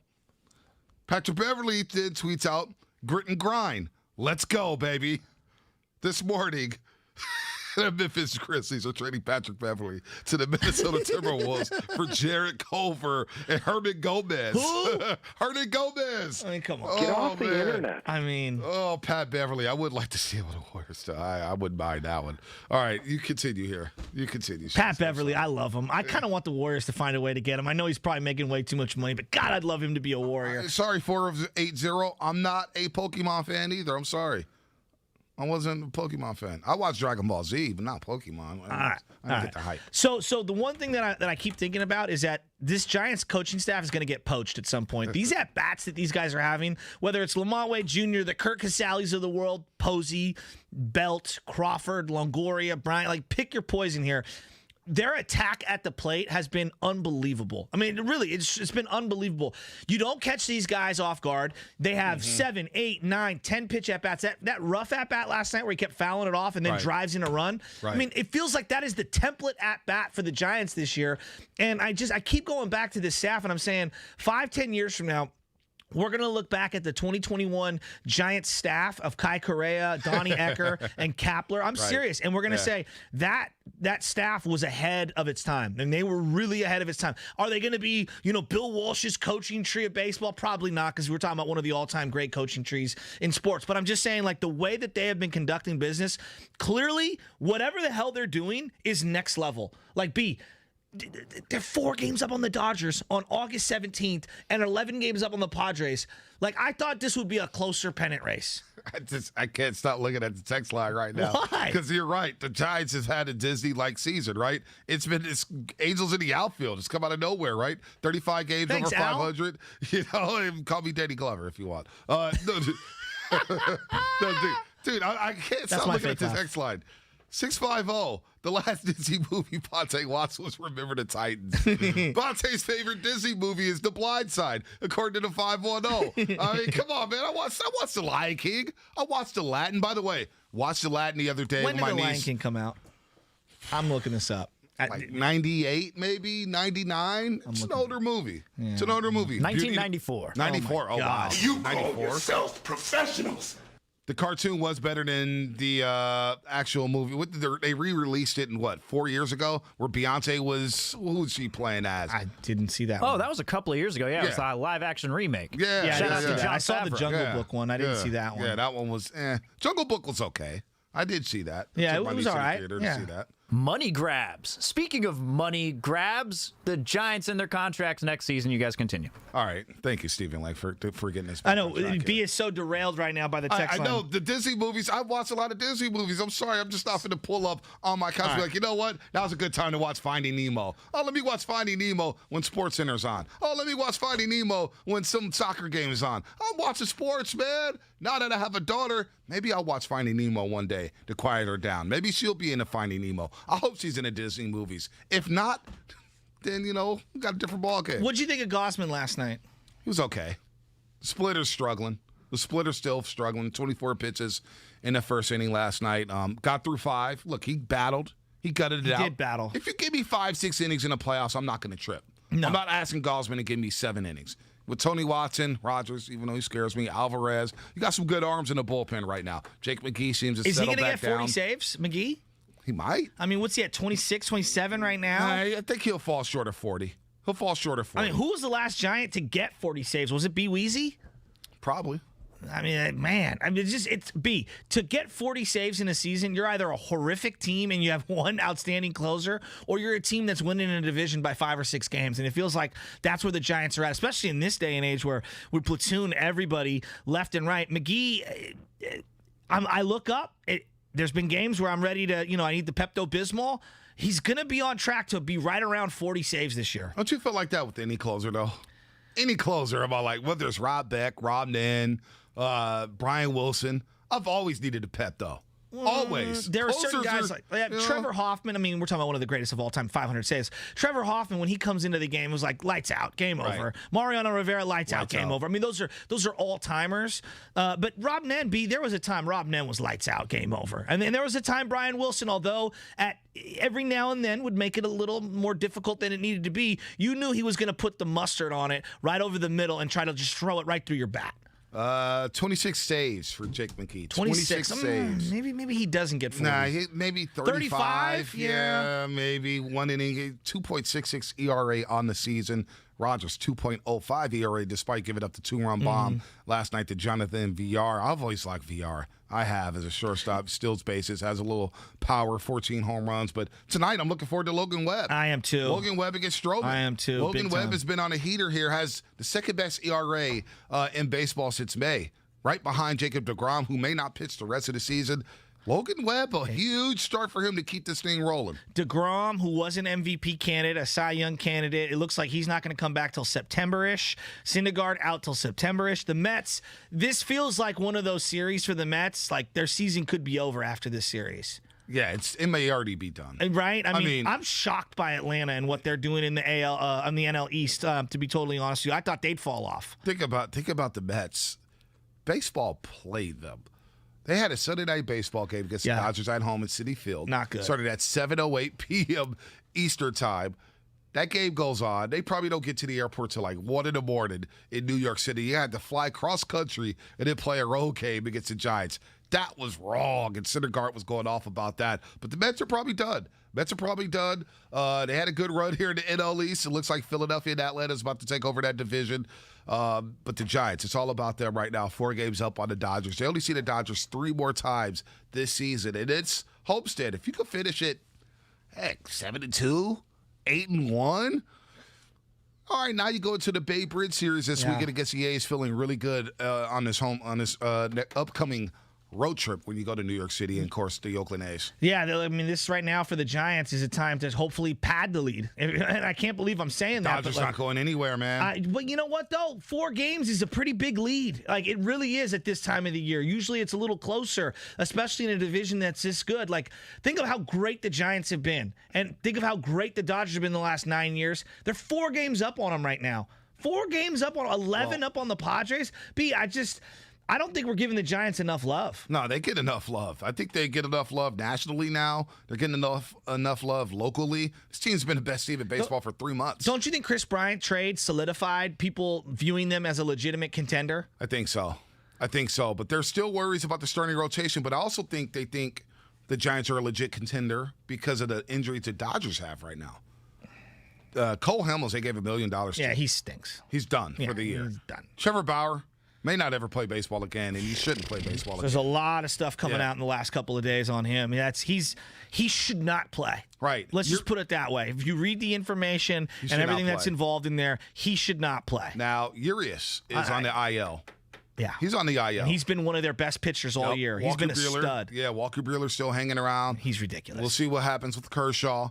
But they're beat up right now. Mookie Betts is not the same player. Thank you, my fantasy team. Yeah, I told you not to take him number 1 overall. Yeah, but Acuna would have been out for the year. Yeah, but Acuna's still bald. He's still balled out. I miss Acuna on my fantasy team. He still gave you better numbers than Mookie Betts. But the Giants here, upcoming 9-game road trip. 3 in Oakland, never easy. 3 against the Mets in New York City, and then 3 against the Braves. followed up by 4 against the Brewers at home Labor Day weekend. And I was talking with a Milwaukee radio host last night, and the Brewers viewed that series as a playoff NLCS preview. Wow. That's what they were saying there, and they were blown away with the starting rotation for the Giants, but also the random home runs. Obviously, Belt had a monster series against them. I'm telling you, man, now we got to look around and we got to start saying, who do the Giants want? Who do they want to avoid, and who do they want? I'm not really scared of anybody in the NL, and I can't believe I'm saying that. Yeah, I can't believe you're saying that either, because the Brewers, they're scary. They are scary. No, I'm not saying that they aren't, Yeah. but I'm not that petrified of them. Here's what's coming up on the game, brought to you by Harris Ranch Beef.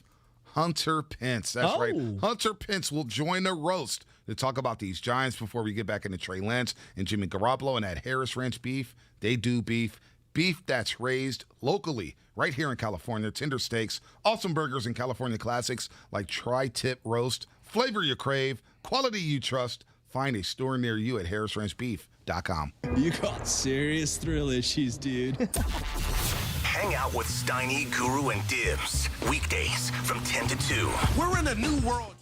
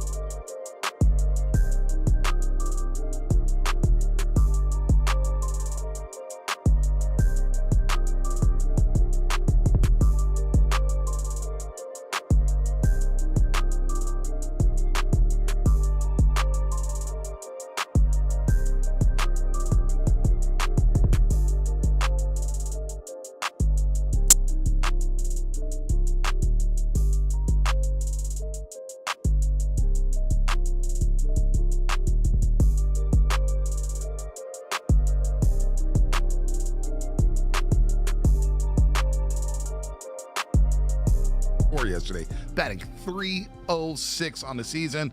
MVP? Don't you say MVP, National League? Come on. And the 2-year deal is such a sneaky good deal because when all these shortstops hit the market, people are going to overpay for them.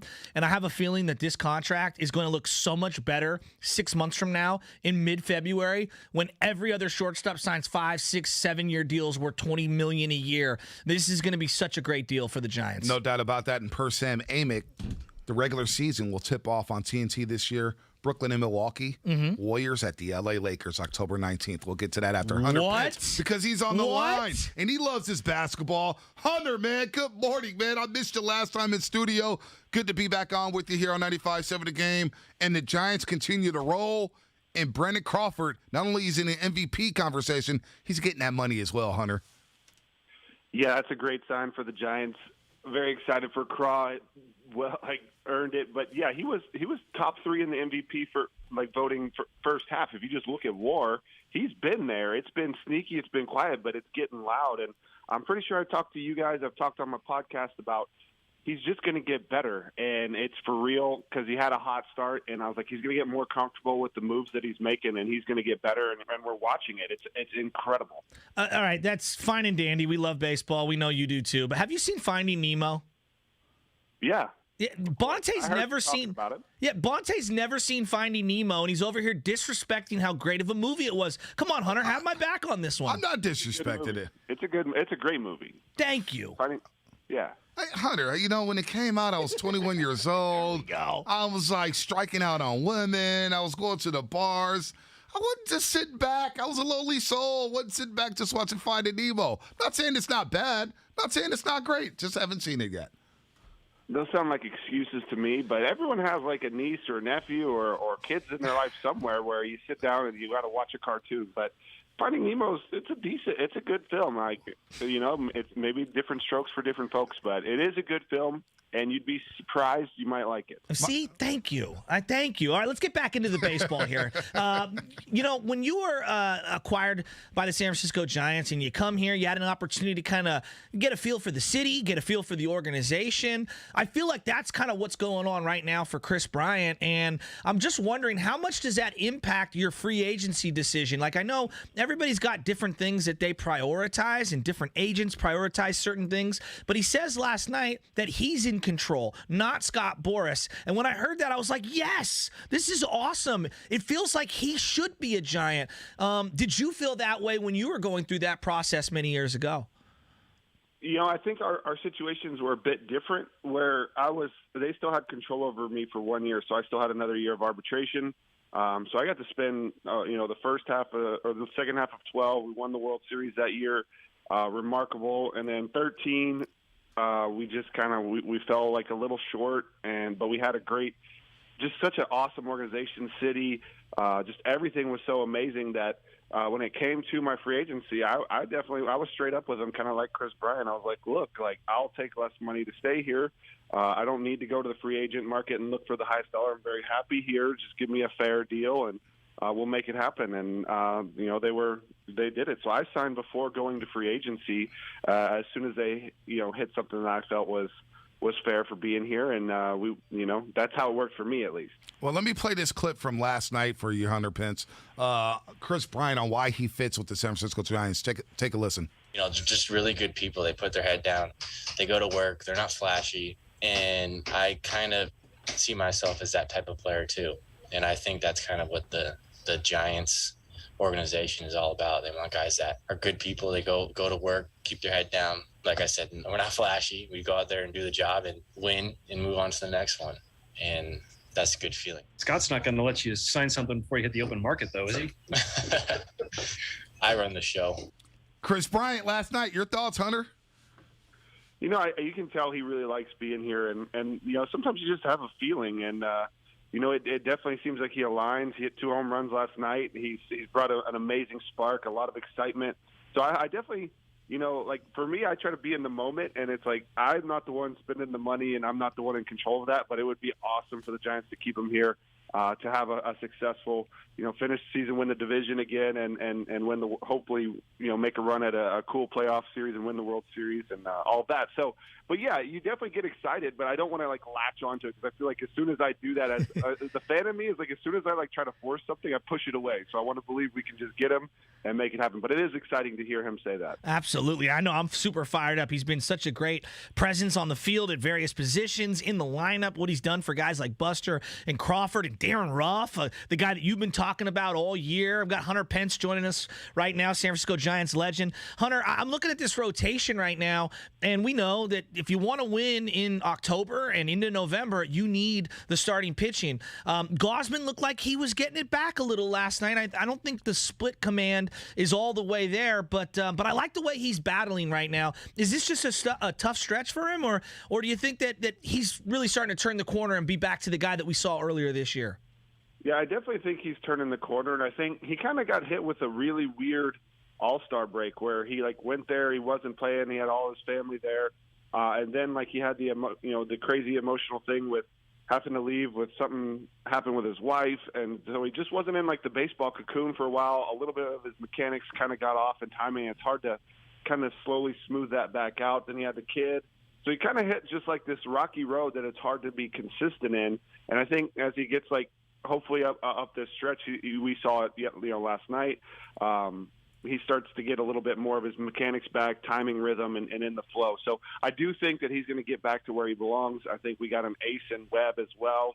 We're going to see him tonight. It's going to be a good pitching matchup against Stroman, I believe. So I expect to see that. But, yeah, they have the bullpen as well. So they have an ace in Webb. They have another ace in Gausman. And then they have other guys that compete. But then they also have a bullpen. They have a lot. They're as complete a package of a team that we've ever had here with the Giants that I've seen. What happened with Webb? Last year, we watched the kid, and it was okay, I'm not really sure what he is. Is he a long bullpen guy? Is he a starter? Is he a 3-4-5? And then all of a sudden this year, he's been a revelation. What's different with him? Well, I mean, he's an exceptional talent, and they've been telling you that for a while. If you listen to Kapler and stuff, just as he's having better and better starts, I think he's learned a lot, honestly, from Alex Wood about tempo and about attacking fearlessly and not overthinking it. He's a very hungry, very determined, very very hard worker, very passionate, wants to learn. And what we're seeing is his exceptional talent and his exceptional determination kind of come together with the balance of experience. So he's starting to learn a little bit more command, but he's had elite stuff.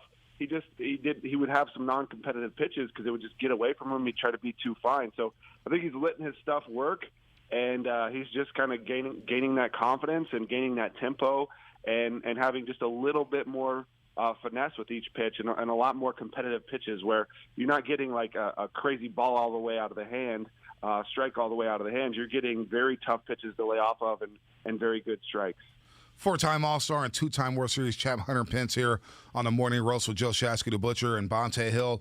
Hunter, we talk about the pitching, we talk about the bullpen, but I just keep going back to the lineup and the way they grind out at-bats, the way they wear out pitchers. You saw it again last night with Rich Hill. You see all the categories, whether it's home runs or pitches per at-bat. And we had Donnie Ecker on last Friday. Have you ever met Donnie Ecker? Because his philosophy on hitting was wild.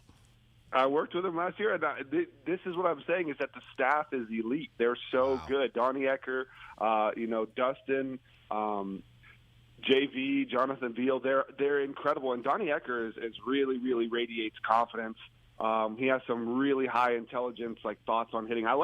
I had a conversation with him recently about compound interest, and I got to cover the pre and post against the Brewers, and we were talking about how they attack Corbin Burns and Woodruff, two of the best in the game right now, two potential Cy Young winners. And they're at bats that like you see throughout the game that they don't necessarily score, but they chip away, and it's like a compound interest. And they have these 6-pitch at bats, and you might get them out. But then it starts adding up, and then you get that guy out of there, and you get to the bullpen a little sooner, and eventually it leads to those long at bats. If you can eventually get on base and you get a pitcher deep into his pitches, you can have that big inning that happens really quickly because you get them a little tired, a little bit more at the plate. So I love that philosophy. They have a crazy, amazing game plans. They definitely give you every advantage and give you the edge when you're going to the game, depending on how much you want to know or how little you want to know. Yeah, Donnie Ecker joined us Friday, Hunter. He's making all these correlations with football, and he's talking about his conversations with Urban Meyer, the head coach at Alabama, and Brian Dable, the offensive coordinator with the Buffalo Bills, and he was discussing how home plate is the line of scrimmage in baseball. And I never heard it put that way. And then you look at the way, as you just mentioned, Hunter, 6-pitch at-bats, the way they control the zone, the way they look for their pitch, and it just wear you out to where, you see it last night against Rich Hill, second time around, fourth inning. It just wore him out that inning, and it's over and over. So that was interesting with Donnie Ecker, and it seems like it's contagious with this entire lineup. Yeah, and I think you also got to look at Farhan for getting guys. He has some insane algorithms and things for every batter's plate discipline. So, I mean, it's some next level stuff. It's fun because I love studying that stuff and seeing how they rate a hitter. And it's not necessarily, and to me, I think OPS is a big one, but he definitely looks at the compound interest and what pitches are you swinging at. He really highly rates the people that have discipline, that don't go out of the zone, that work counts, that get deep into counts. So they are a exhausting lineup to face, just because they have, the Donovan Solanos that, they're not the huge name that you hear about, but this dude's going to grind in that bat, and he could clip you, and he could hit you in a gap, and he's not, they just give you these really tough at bats, and they're very dangerous. And then you have your Crawford and your Posies, and even Belt's like so high on not swinging at balls, like it's incredible his discipline. So they just have a bunch of guys that do that, and Farhan's seeked them out and built this incredible lineup and this incredible team to help them succeed. Yeah, it feels like they're on the cusp of the evolution of the sport. Like they are just so cutting edge right now, and you've been saying this all year. So it's been fascinating to kind of monitor, and just I'm blown away. I want to ask about the ballpark dimensions, though, Hunter. You played here when the ballpark just played a little different. You had the bullpens on the field, obviously in foul territory. Now they've been moved to center field. When you talk to some of the guys that have been on this team for some time, has it really made that big of a difference psychologically? Like obviously, yeah, being a little closer in proximity, to hitting a home run over that fence, that helps. But psychologically, has it helped some of these guys? You talking about the offense? Yeah, just the offense and the fences kind of being in a little, because I didn't see this outpouring of offense the way that they have. So the big thing is not that they brought the fences in. The big thing is they got rid of the wind tunnels. So they used to have basically the flags blow out every single day, and they put these wind walls to make it bounce off of it, so that the wind blowing out would bounce off of these big tarps and it would come straight back. So the wind was just howling in every single game, and that's why when you got the ball up in the air, it just died. So once they took away those wind tunnels, now the jet stream is carrying the ball. So that's where you're seeing a lot of offense, and getting the ball up in the air is dangerous now because the wind tunnels are gone and the ball is just flying. It's definitely an exciting form of baseball, that's for sure. You think that'll help the Giants attract even more hitters now? Because that was a big theory when they were going after Stanton and they're going after Bryce Harper, and a lot of players like, we can't go there. It's going to kill our home run numbers. That sounds like it's going to help them attract, more major league ready hitters back to the Giants and back to the Bay Area. Yeah, I definitely think that some players are thinking about their career numbers and how do I compare, and like comparing someone in that era, or even like Buster in his earlier prime, he's in his later prime now. What him versus like someone who says at Colorado or Cincinnati, it's like we're not even playing the same game. And my theory, yeah, I definitely think this will bring more offensive players will want to play here because now it plays fair. Like, I knew that I was beating my head against the wall, but I was like, I like playing tight games. We have great pitching. I love playing in the stadium. I'm not here to be a Hall of Famer. I'm here to win championships. So that's why I loved it here, and I thought it played for good baseball for late in the season. So I enjoyed those games doing the little things right. But I do think that there's a lot of hitters. I've definitely heard from various players that they would never want to play there because you're just your numbers aren't gonna even compare. It wasn't fair. Right. Ron Wotus just eclipsed 2,000 wins with the ball club. He doesn't get a lot of recognition. Like we know him as fans, but you guys, the players, you know who this guy is. Explain to some of the diehard Giants fans out there who Ron Wotus, the baseball savant, is. Yeah, Wotus is he's deluxe. He's class through and through. He has a very he's got a swagger about him. He's fun to be around. He's funny. But he's a wizard with infielders, and we keep having all of these great defensive infielders, and it's him that he's incredible with the fungo. He's incredible at getting the most out of all of the infielders and developing these guys. So he's just a great guy to be around. He's a fun guy to be around. He's a positive energy, but he is really, really, really the best in the world at developing infield and working on the infield. So he's obviously a really great third base coach as well. And, he's just an amazing guy, and there's a reason he's been around so long, and congrats to him on 2,000 wins. Yeah, amazing guy and an amazing team. You talk about Finding Nemo. Jasky made the comparison. It's like a Disney movie with these Giants. I don't think anybody saw this coming. 77 at 42, 35 games over 500, 41 and 18 at home. Logan Webb on the mound tonight against Marcus Stroman. Should be another fun game at Oracle Park. Hunter, always a pleasure having you on the roast. We'll do it again soon. All right. Thank you, Bonta. Thank you, Joe. Take care. Have a good one. Have a good one, Hunter. I love Hunter. He's the best. He's been saying to us, we've been talking to him all year. We've been very lucky. He legitimately is a great dude. That's number one. But number two, he's been saying to me over and over and over, all these Zooms and things I've done with him, he's like, I cannot tell you enough how much this staff is literally reinventing how you train for baseball. It's unbelievable. This is a guy who spent his whole life playing baseball, lives, eats, breathes it, was a winner at various levels, whether we're talking about high school, college, or into the pros. And he is explaining to you right now, these guys are reinventing how the game is going to be taught at the major league level for these guys that are unbelievable talents. And these guys are soaking it up. Posey's soaking it up. Crawford's soaking it up. Yastrzemski's soaking it up. Darren Ruff's soaking it up. Chris Bryant's soaking it up. I mean, but B, it's paying off in the dividends. Look at the record. Look at how good they are in the margins. Look at the advanced analytics. Like, this team is unbelievably good, and I feel like for whatever reason, we're almost afraid to get them into the playoffs because I think we're scared that they're going to lose or something. They're the best team in baseball. They've been that since day one. Wrap both arms around this team and say, damn it, we're going to win the World Series. Oh, well, now you come on the train, huh? Listen, when I asked you, I said, what should the expectations be now that they have the best record of baseball? I still feel like there's a huge segment of the fan base who say, if we get into the playoffs, we had a dream season, we were surprised, it's been a lot of fun. If they lost in an NLCS, I think a lot of people would be okay with that. I think a lot of people will be disappointed initially, but as time goes by, like, you know what, that was a damn good 2021 season. Both can be true. Yeah, but you know what? The bar's been raised for me. They've been the best team in baseball for 3 to 4 months. Why not win the World Series? Why should the expectation be, you know what, we lose in the NLCS, it was a great year. It's almost like World Series are bust at this point. Well, that's where I'm at. I hear where you're coming, and I understand the side of it. Look, it has been a great year. Like, if the year ended right now, okay, and they bow out in the first round, it's a great year. Yeah, I'll be super disappointed. You know why? Because Crawford and Posey and Bell and Longoria won't have that extra opportunity. Right. Like, I want them to try to maximize it. Why? Why? Because you just said 2 seconds ago that we need to wrap our arms around this team and know that they can be a World Series team. They can, but I wouldn't be devastated. I wouldn't be super devastated because, I didn't think that Darren Ruff and Donovan Solano and Tommy LaStella and Wilmer Flores and Kirk Casale were going to help lead the Giants to the best record in baseball. Like, yes, now presented with new information, I'm pivoting my thoughts and evolving those.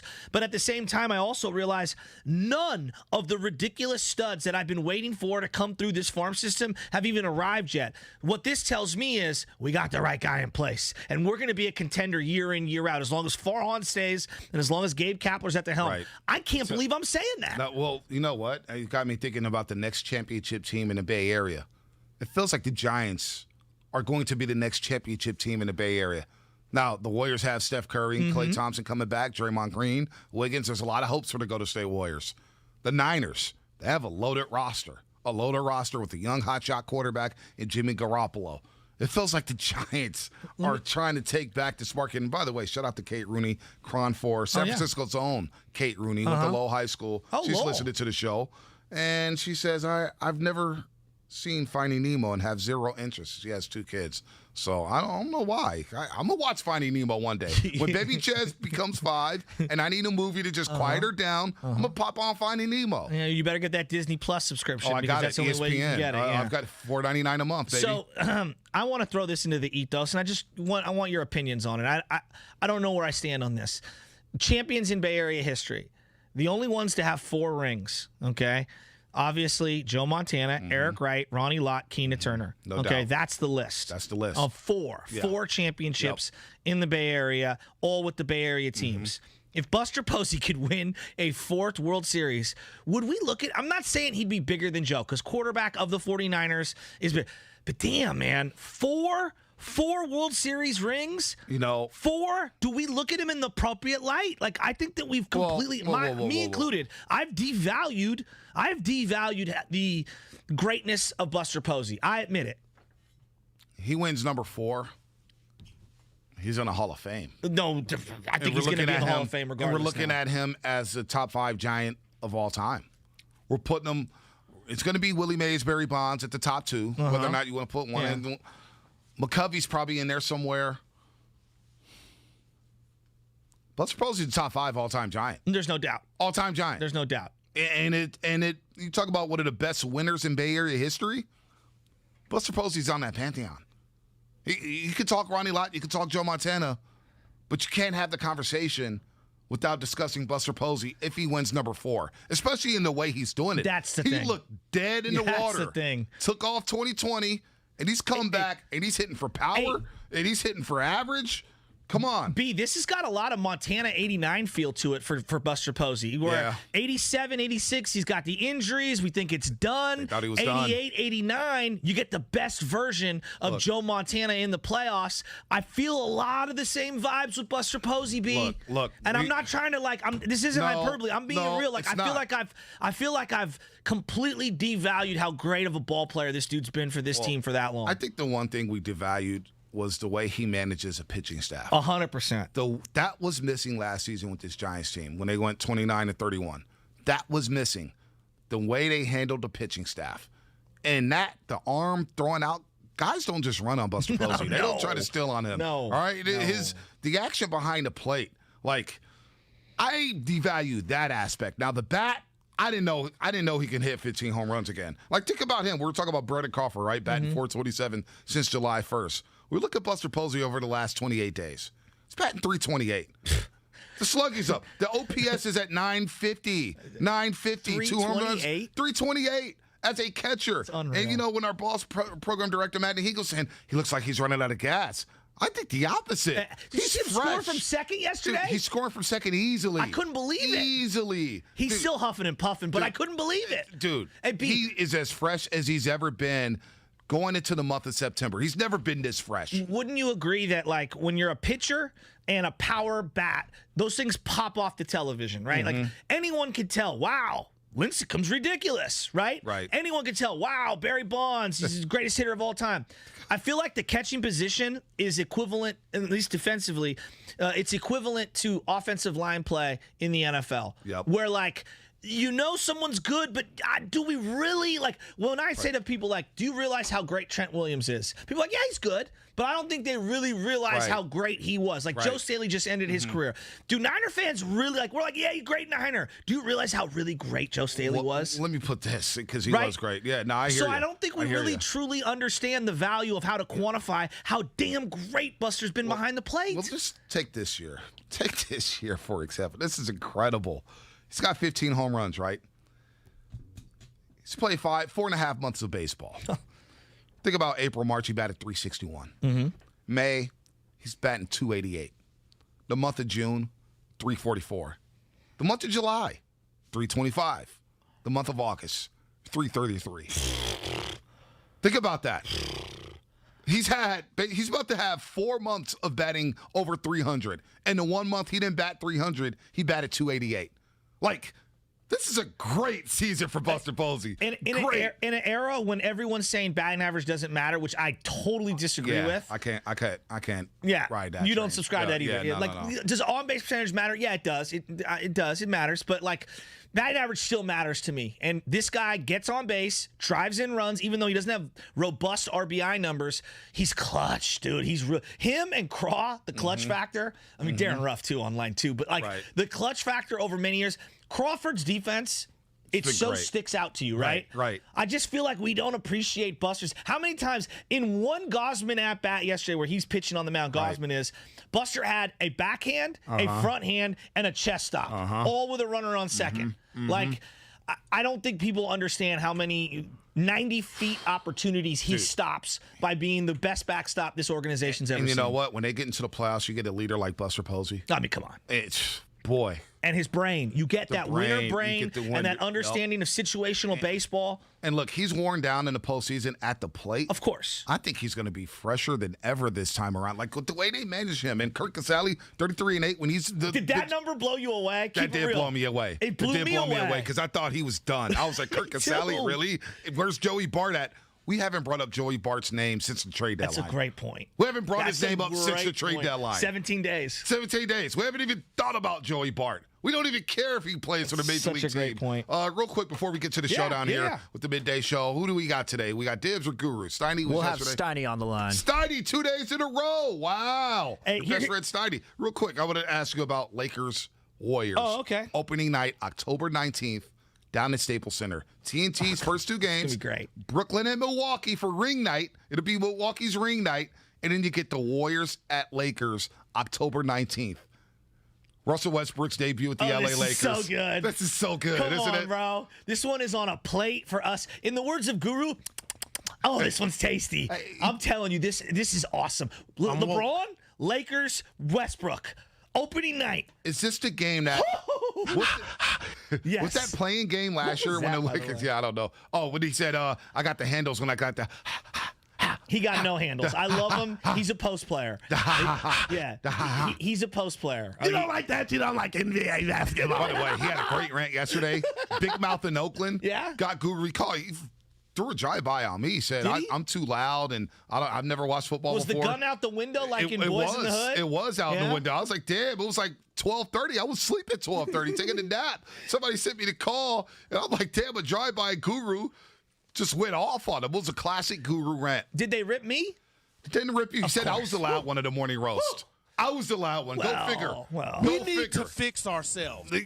Go figure. Oh my I'm the loud one in the morning roast. Are you kidding me? But no, this is the great. game. This is great. What's the game last year when LeBron hit the 3 from the Staples Center logo? Was that the game that possibly sparked a rivalry between the Warriors and Lakers? Because everybody's been kind of piping You mean this the up game and that percolating. you said wasn't the win of the year? Remember that one earlier in the year? It wasn't the win of the year. It was the Clippers one. I'm talking about the one in the playoffs. I know, but that wasn't the win of the year. Yeah, the one against the Clippers were the win of the year. So are we now calling the play-in a playoff game? Because that's what it was. I mean, it's what it was. The Warriors made the playoffs last year. People can quibble and say they didn't play in the series. They made the playoffs, they right?